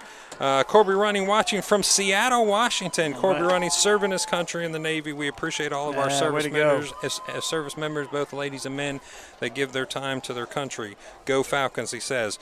Go Falcons from senior cheerleader Isabella Gross, grandmother in Springfield, Ohio. So we're representing over there as well. Thanks for streaming the game. Annette Rowe watching from High Springs, Florida. My son is a 2018 alumni, number 58, Chris Rowe. Go Falcons. And I'll give you the ball's dropped at the 4-yard line by Barnhart, and he's going to be brought down at about the 7 or 8-yard line. So a miscommunication, a drop ball, which leads to about a 10 or 12-yard loss there from where the ball was kicked. A quick story about Chris Rowe, and it's kind of in general. Football player for Clinton-Masie, one of the first years I was here. Absolutely one of the funniest kids you'll ever meet in your life. The kid can crack you up. He did these little vignettes, little shows on YouTube that were absolutely hilarious. And then he was a part of our talent show for about 3 years that you looked forward to when his act came up. I mean, he did some funny stuff. I remember one in particular where he did a boy band remake that was hilarious. So thanks for that shout-out and that memory for Chris Rowe there. The ball goes to Barnhart. He's stopped pretty quickly by the defensive line. In fact, brought down after just a yard. Looks like Brandon Roth. Yep, Braden Roth, again on that. So Roth is in the mix quite a few times tonight. Yeah, he is. It's good to see him in there. And, again, let me give a lot of credit to this line, defensive line that's playing so good tonight, and the offensive line. They're just the guys in the trenches sometimes gets overlooked, but not here, not at this school. Oh, not here. We love our boys up front, absolutely. Somebody so AV and Bell as well. Corral. Yeah, get that. Just keep putting that meat on. What they say, feed them, right? We got to feed them. That's right. So the ball goes almost tripped up in the backfield. He is hitting the backfield, but he's nice. able to make a couple people miss and then comes out of it with a first down run. But it looks like there's going to be a – yep, they're going to move the chains. Yeah. Bradshaw, so he was stuck in the backfield for sure. Made a couple people miss and got he shrugged a couple people off and then made a first down run. Again, this is their guy. I know they're down 35-0. I know you can't score running the ball that fast, but at this point it's about momentum. You want to get some momentum for next week. And exactly, and setting a kind of an expectation for your team to come out with some grit. And you're seeing it out of Bradshaw. The pass this time he goes to – yep. Yeah, he did have that idea in the halftime that we talked about. I believe that's Timming. Timming is a 6'6" receiver that they have outside. He's listed as a sophomore, so another young kid. So, yeah, a young team. Yeah, it is. There's quite a few sophomores actually on the field. It looks like quarterback and Timming are both sophomores.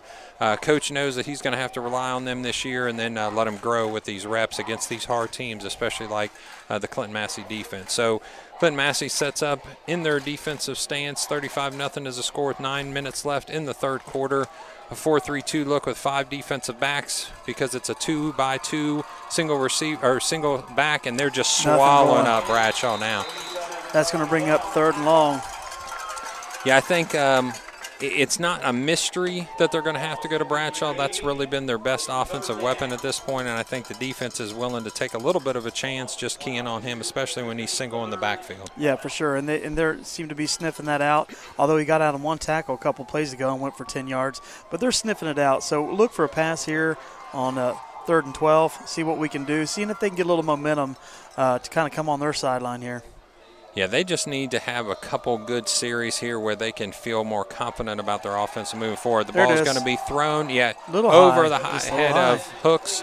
He steps off the sideline and looks pretty frustrated. You know, you can tell in his body language that he looks pretty frustrated.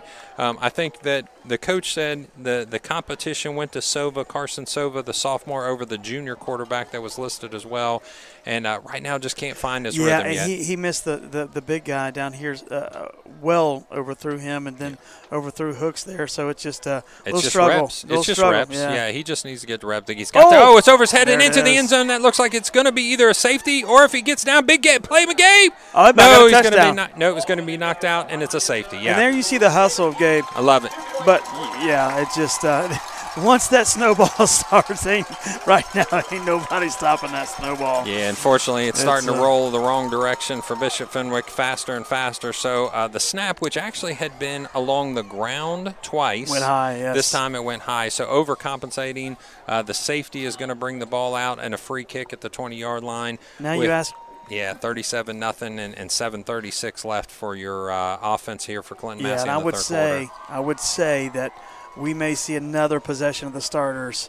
But if you go up, 44-0 and halfway through the third, you're wanting to keep your guys healthy. Yep, absolutely. That's for sure. So they're going to bring out, and this is it's a free kick, so it's unique. You don't know if they're going to punt. You don't know if they're going to tee it up. So we're gonna see here in just a second. They're setting up their kickoff return, but because it's going to be from the 20 or 25, I thought it was from the 20, but it looks like the ref is setting up at the 25. We'll see here in just a second. We're going to be able to move the return team. Looks like they'll start about the 20-yard line or so. So, yeah, he is going to set up the 20. That's what I thought. So they are going to kick it off a tee, so it's going to be a kickoff from the 20. Clinton-Masie will return with their returners starting at the 20-yard line on the opposite side of the field. Derek Morris, again, strong leg, end-over-end kick, a lot of height. So looking forward to seeing if he can clear this one to the 20 here. Get the ball into Carson Van Hoos's hands or Carter Frank's hands or Blake Irelan or Carter Uten, any of those in the back position. We'll take it. So this one looks like Carson Van Hoos is going to get it. He gets it all the way down to the 20. So that's 20-20. That is a strong, strong leg. Up the middle, right-hand side, I should say, off to the sideline. He's smart to take one less hit and go out of bounds.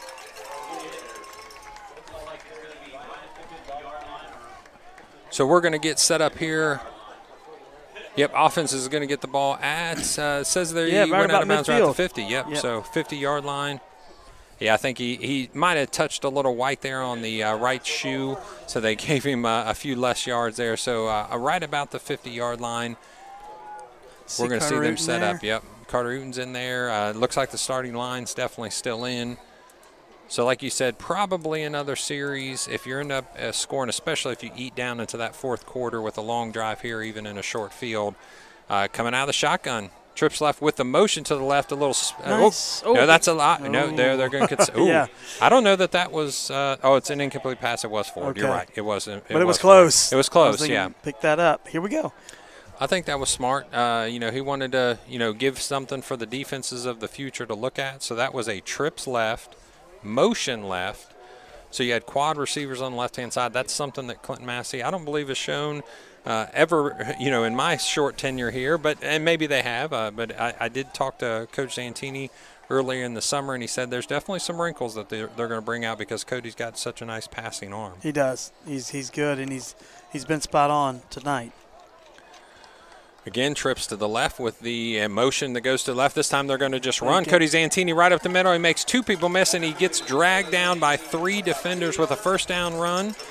So excellent job on that. I think that was set up, obviously. So you want to motion the guy out once, throw it to him, motion him out a second time, and then just run off of him. Yeah, they definitely sold that fake, and he had the middle open, took it, and that's a first down.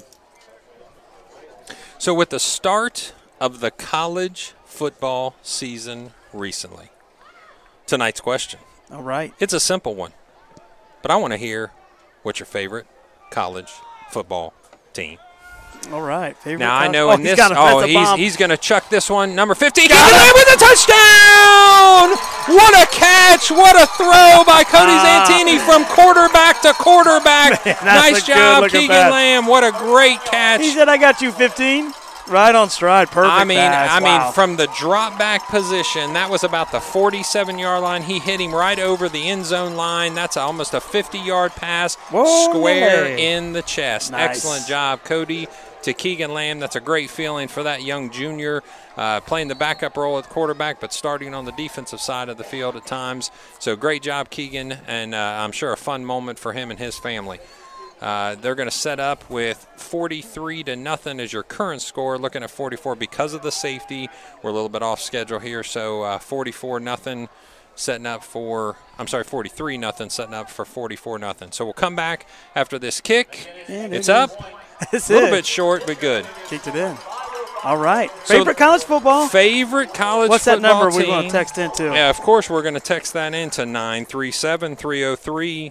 8069. I need to shout out for your favorite college football team, already number one on the list by Corey Price. Is that a Hook'em Horns that I just saw? Hook'em Horns. Texas Longhorns from the cameraman, Corey Price. Shocker. Hook'em Horns. Shocker in the first.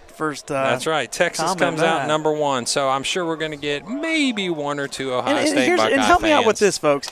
We're in between Buckeye Land and Bearcat Land, and they're both top 10 at 8 and 4. Yes. So here's my question: why can't we just love both? I don't think that's possible. Does love one mean to hate the other? I don't think that's possible. Come on, folks. Yeah, I don't think they can go. And so I'm trying to reconcile that. Why can't we do that? Yeah. Well, let's see. Because I had a brother that graduated from UC. Okay. But we've always been Buckeye fans around here. But I just root for both unless they play each other. But why can't we just root for both? We want to hear your favorite football team, but we have an inside of that question. Can you love the Buckeyes and the Bearcats? Can you love the Buckeyes and the Bearcats? At the same time. So are you a Buckeye fan or are you a Bearcat fan? I know who you pick, right? Yeah, I think I have more loyalties towards UC. I've coached some players. There's Hobbs, able to make two or three guys miss, but 27 comes back for Clinton-Masie and makes the tackle, and that is Ty Phipps. Phipps. Way to go, Phipps. Yeah, I like that Phipps didn't give up on that. Yeah. He had his block. He was blocked at about the 20, but turned around and went back towards the running back. So nice job by Hooks there. Nice run. Getting the ball into his hands is definitely the right fit. But like I said, favorite college football team. But inside that, are you UC or you OSU? Is that what you're saying? Yeah, that's what I'm saying. Or do you love them both? Yeah, can you? Can you even tell love me. them both? Right. Tell us if yes, you can love them both. The Buckeyes and the Bearcats, but coming onto the field, a couple defensive replacements right now in that 4-2 look. Looks like Colton Trampler's off the field. Nice. Looks like the ball's going to be loss of about 2 yards. Yeah, let's see if we can get some names here for you. So coming onto the field now, number 26 for Clinton-Masie. Looks like Brody Clutter is on the field. number 30. Just clean up that clutter, yeah. Tyler Keck. Oh, Lord, here we go. Here we go. It's 44-0, right? Yeah, we got to come up with something at this point. Yeah, you have the green light. You have carte blanche at this point. So Brandon Updike's going to stay in there. He's seen some time already tonight. What about number 72 for the Clinton-Masie Falcons? That looks like it's Isaac Baker. Isaac Baker's on the field. I bet he'd like to make a pancake here. Yeah. Got him all day, baby. And almost a pick by number nice. 24, which we've seen him already tonight. That's Braden Green, the Green family, another Clinton-Masie Falcon, number 88. Hey, baby, green will make you feel blue. Lex Russell on the field.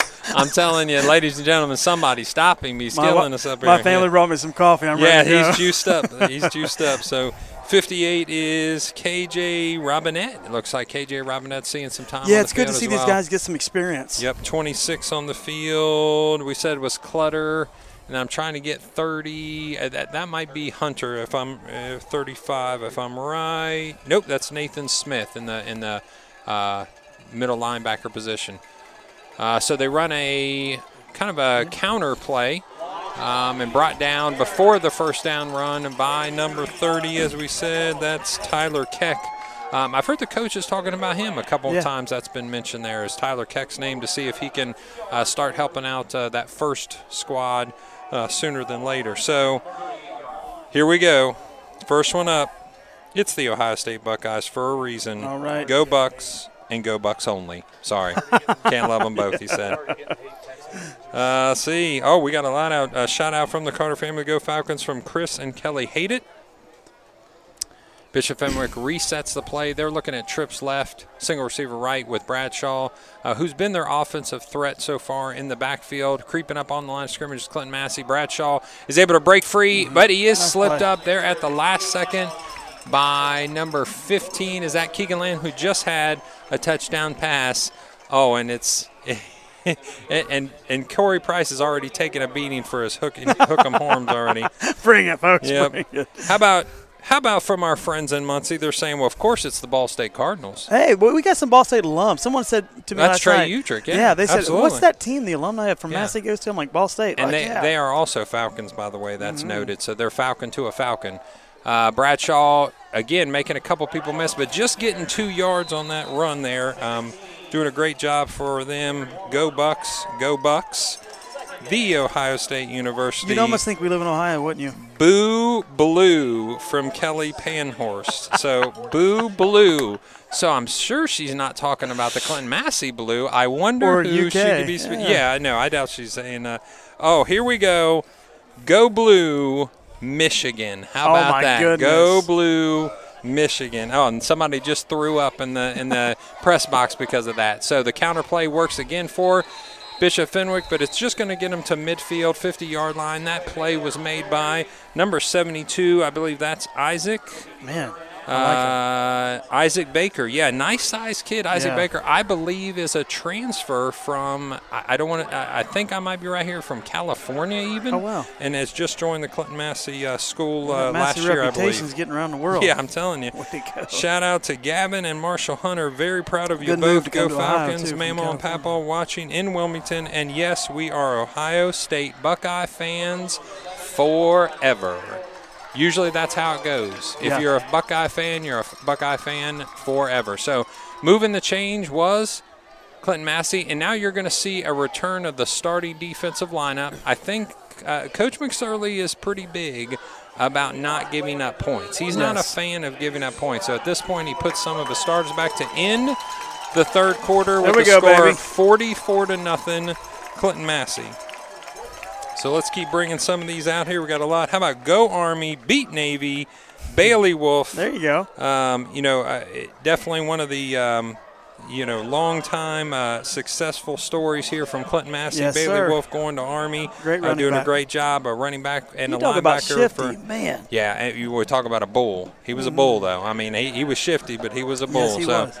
Campus Nation will be streaming the Ohio State Club football and hockey this year. So if you want to see Ohio State Club football and hockey, join Campus Nation at campusnation.com. So go Army, beat Navy again, Bailey Wolf. The Ohio State University Buckeyes, and no, you can't like them both. So unfortunately, I think you're not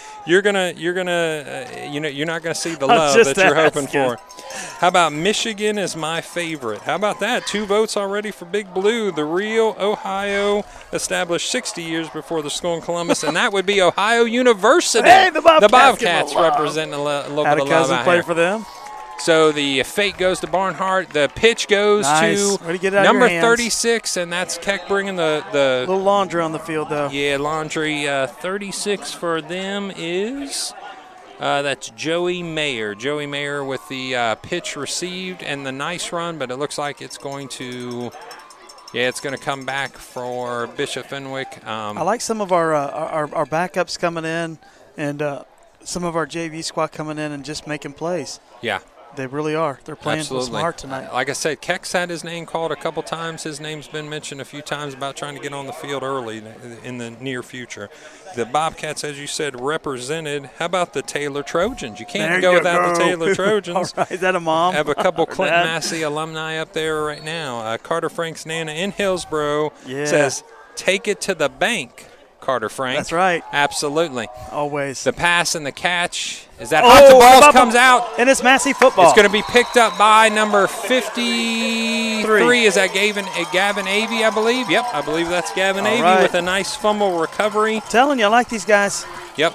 Oh, we got a little injury. Is that number oh, I hope that's not Hooks, anybody, but is that Hobbs? I think that's Hobbs. Yep, that's number 3. Wow. Yeah, we don't want anybody hurt. We'll pray for that young man to be back on his feet in just no time.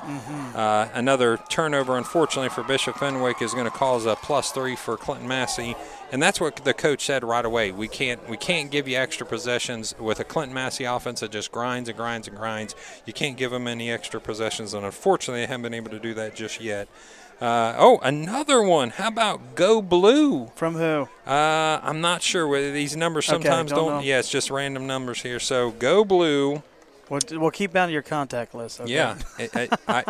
I don't want to say this wrong, but is that Corby Running sending me a Go Blue there from Seattle, Washington, maybe? Wow, I can't believe it.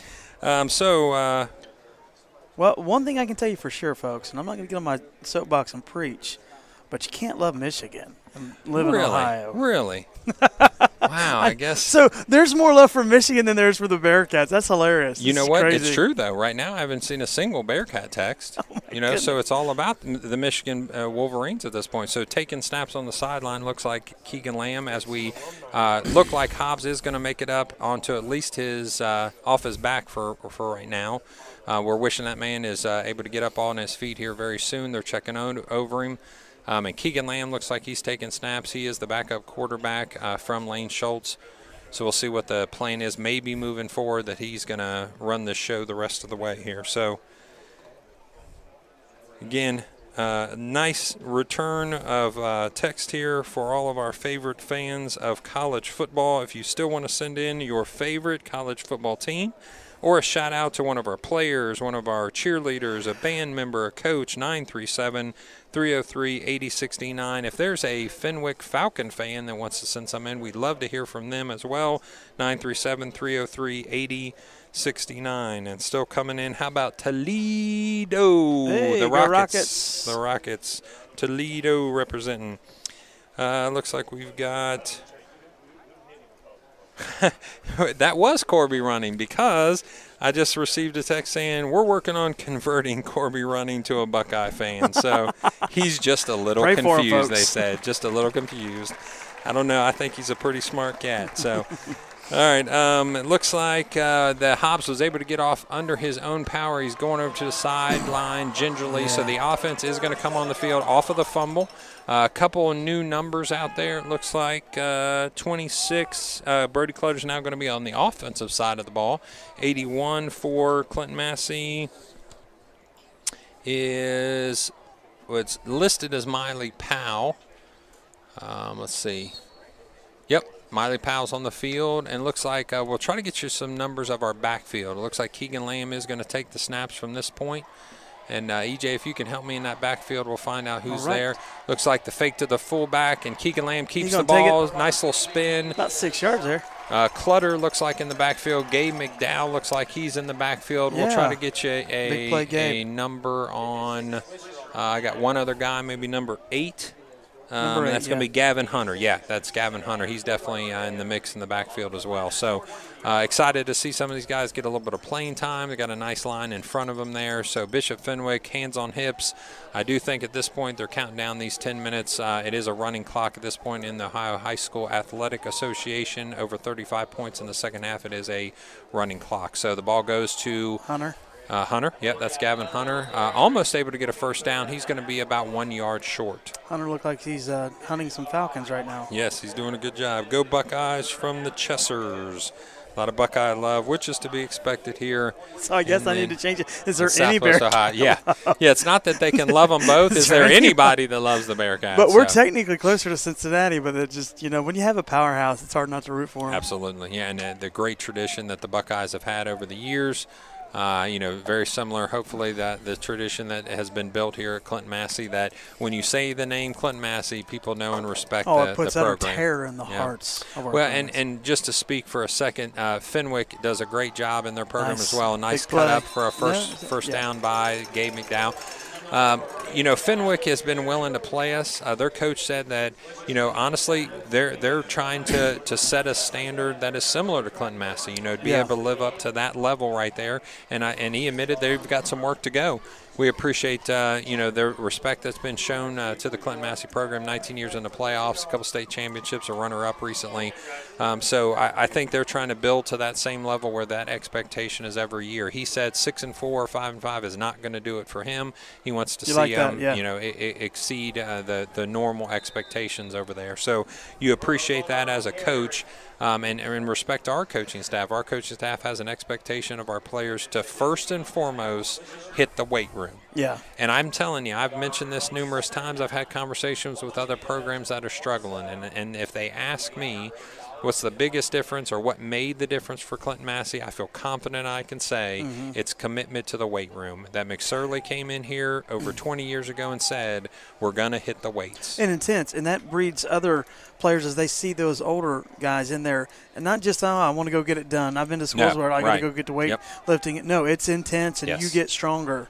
If you've never seen Coach McSorley have an advanced weights class, it's actually a pretty fun experience. I've gotten to experience that quite a few times, and he gets real excited. It doesn't matter that it's 10 o'clock in the morning on a Tuesday. He wants you to lift as hard as you possibly can before you go to science class. Yeah, I like that. Yeah, it's what builds this program. So great tradition here by Clinton-Masie, and you talked about the schedule.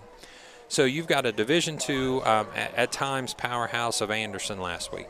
You have a very strong Division III Bishop Fenwick team and many, many championships and conference championships to their name. You've got a Harrison team that finished #1 in the Southwest region in the Harbin rankings just 2 years ago. You've got a Columbus DeSales team that you're playing that was in the state championship for Division III last year. Yeah. That's your first 4 games. There you go, baby. And then you move into your league, which is always going to be a tough league because you want to make sure that you're taking care of business in the league. And I'm telling you right now, I will call this because our next game, I believe, will be the game that we call against Western Brown. Ooh, Western Brown. They put some points on the board, and they got a lot of those guys back. You ain't kidding. They've got the Logan Campbell kid. They've got the Drew Novak kid. They've got a lot of kids that are bringing and a quarterback that can throw easily 400 to 500 yards a game. Yeah, shout out to Cody Zantini and Coach Zantini from Daniel and Melody Dragoo. Best friends with Coach Zantini from college. We're watching in Ripley, Ohio. What a fantastic night for both Zantinis are having. Also proud of Big Play Gabe. And how about this? You ready? Yes. Your first one. Here it is. Go UC Bearcats. Hey. Dun, dun, dun, dun. Dun, dun, dun. There was a Bearcat love. I'm going to watch them tomorrow. At least one. I probably lean more towards Ohio State, but I enjoy watching them, like what Fickle's doing down there. 4th down. Yes, 4th down, and it looks like 2 yards. Well, it looks a little short. I guess they're going to measure it. So as we reference that, schedule coming up for the league, starting out with, I believe Goshen will be first on the list, and then coming back here to Western Brown. So Western Brown putting up a ton of points. In fact, we want to get you I'd like to see that some scores. We're going to go to the SoundStream app and look for Western Brown and get some of our fellow Western Brown. It was 35-28 at halftime against Monroe. They beat Washington Blue Lions last week 46-26. Let's see what our friends over the Goshen Warriors are doing. Looks like that game got moved actually to, looks like that game got moved to maybe 10 o'clock tomorrow. Maybe they got some bad weather over in Goshen land. So it looks like they're going to turn the ball over on downs. Clinton-Masie turns a ball over on downs. It's going to be 1st and 10 from the 37-yard line, 38-yard line for the Bishop Fenwick Falcons. Trips left, single back to the behind, and the snap goes to the quarterback, which has been there all night. That's Sova. He gives the ball to Barnhart, who's been their best offensive weapon so far all game long. Doesn't look like Hobbs made it back onto the field, so we hope that young man is feeling good very, very soon. And when you want to keep, it's 44-0. You want to keep that 0 on the board if you're Massey defense. You want to keep that shutout going. I think we've got a few jokesters here. I think there's a couple people that are sending in schools that don't have football teams and saying they're undefeated. So, we've got some friends that want to shout out the University of the United States of America. They're undefeated in football. So our good friend Hakeem went there. So we appreciate those smiles and laughs. Right now we're trying to look up some other scores for our friends in the county and outside of the county. It looked like at halftime Waynesville was up 21-7 on Blanchester. Sova with almost another pick. They're going to call. They're going to get a call on that. His hands might have gotten in there a little bit quick. That was number on defense for, it looks like, Nathan Smith for the Clinton-Masie Falcons. Number 81, Miley Powell, coming into the game, brings Keegan Lamb out. Looks like he's going to get a rest for the rest of this game. With 3:43 left and 44-0, let's check our friends over at East Clinton. How about East Clinton? 19-0 over Hillsborough right now in the third quarter. Respect out to East Clinton. Yeah, respect. So 3:22 left, 44-0 is your score. In motion goes a man who gets the pitch for the Bishop Fenwick Falcons. He's met with about 3 yards, 18 for them. He's got a couple runs. That's Paul Belanich. Who's 81 for us? He got in there. Miley Powell. Powell. He was 81 for us. Miley, quite the wrecking ball there. Yep. So at the 32-yard line, going from right to left, is the Bishop Fenwick Falcons with 2:55 left and 44-0 is your score. So as we start to kind of recap the game, I think the first thing that stands out to me, the first thing on my list is turnovers. Oh, yeah, when in early, too. And so it's hard to get past those when they come early in the game. Oh, he pushed up almost through the hands of Mr. Green there. I bet he wants that one back. Braden Green there, almost with an interception and a little bit of grass to run if that was the case. Big play McGade getting the ball back to the referee to set here with a 3rd down and 7. Just a couple minutes left on this running clock here. 44-0 is your score. So turnovers the first thing. What's the next thing that's standing out to you? I'm liking, of course, like I said, our position players, but I'm loving our line. Our line has played very well tonight, as expected, but I'm glad they executed tonight and just dominated. Sending out another score right now. It's 16-8. Mount Healthy over Wilmington with 10 minutes left in the third quarter.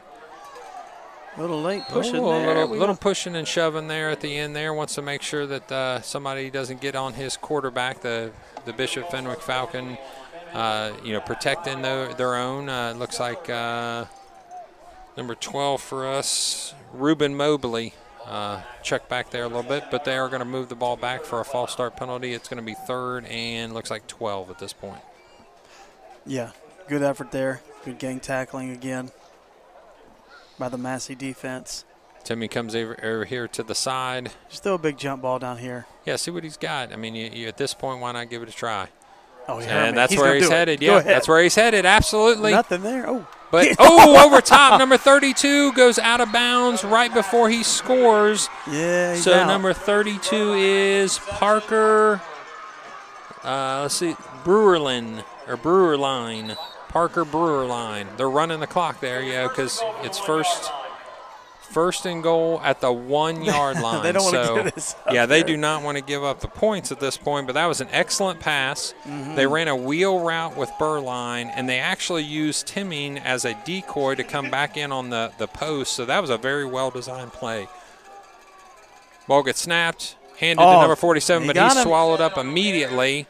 Yeah, sure. He goes by down. about a foot or two. He goes down at the half-yard line, maybe. Yeah, I mean that number 47 in there meeting him. That looked like it. Yeah, 47 for us Nice would play. be Brody Green. It looked like. Yeah, Brody Green, way to go.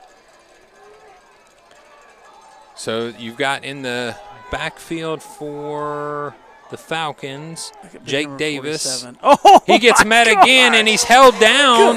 He actually Massey, might have dude. lost a yard. He might have lost a yard on that, or it's close. It's close. They want to run it again. They're running it immediately up with 8 seconds, 7 seconds left. Gets down. They're just running the same play.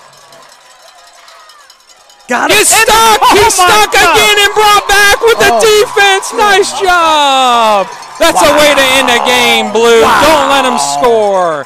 What a fantastic stand at the end by the Clinton-Masie Falcons to stop that. They had 4 runs there, probably within 1 yard or so. That's unbelievable. That's unbelievable. So nice job. We're going to slap hands here and call this game over. Jeez. I might just go home and fast forward to that last 4 plays. Man, what a nice defensive effort by the fellas. Nice. Oh, interesting information here. Goshen was supposed to play Western Hills, but the program put it on pause. So Goshen agreed to play McLean tomorrow morning at 10 a.m. at Greenfield.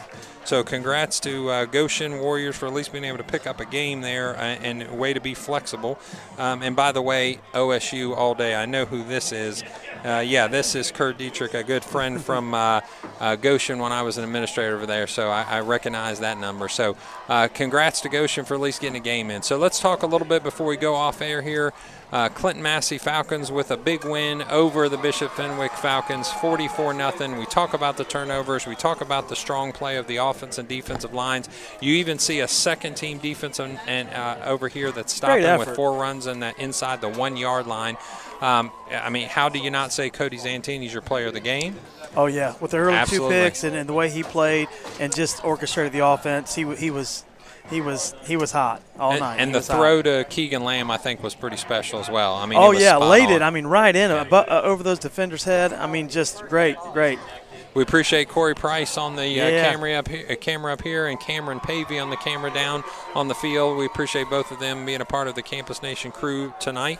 We appreciate our Campus Nation producers for helping us out and doing a great job as usual. There's a lot of compliments from the Clinton-Masie faithful last year of how well the production value of a Campus Nation broadcast is. And, maybe even a little appreciation there for the broadcasters every once in a while. Hey, we enjoy it. Or at least the corny line EJ guy. That's I right. think that's what they kept on saying. We love it. We enjoy it, and we enjoy touching base with everybody every week. It's a blast. So quick prayer for the Falcons to say appreciation for the safety of the game. We hope Hobbs is okay here on the Bishop Fenwick side. They also take a moment to bow their heads as well. They recognize that they've got some room to grow, and Coach Mueller had said that in my interview with him this afternoon. They know that they're not ready to take this step yet. They're just not here yet. He recognizes that. They're running a lot of sophomores out there, and they said they're very balanced. They don't have that one single guy. Maybe Hobbs is up there as that playmaker, but other than that, they're very balanced. They've got a nice running back. I like their running back a lot, actually. I'd like to see him, putting behind. Bradshaw, he's a beast. Yeah, he's a nice job there. So I really like some of the pieces they have together. I wish them luck the rest of the year, and I know they're going to be able to take their program to the next level because it seems like that coach very complimentary of the staff around him, and the staff around him is very complimentary of them as well. A little side note that I forgot to mention early on their staff is actually a former Waynesville head coach which gave this a little bit of an extra tweak. Coach Brian Philpott, Coach Philpott from Waynesville, longtime head coach there, was able to come over and start his career, I believe, at Bishop Fenwick here recently. So I'm sure he had an extra little fired up, taste in his mouth to try to get the best of the Falcons. But Clinton-Masie gets the best of them tonight with a 44-0 score. So, EJ, if there's anything else you want to say to the people, we appreciate you coming out this evening. Go Falcons. Absolutely, and we'll join you again hopefully very soon here. You can go to the Clinton-Masie Facebook page to look for the next game. That would be the Campus Nation broadcast. We look forward to hearing from all of our people and our shout-outs. Until then, we wish the Big Blue Falcon Nation a happy and healthy weekend this Labor Day weekend. Go Falcons!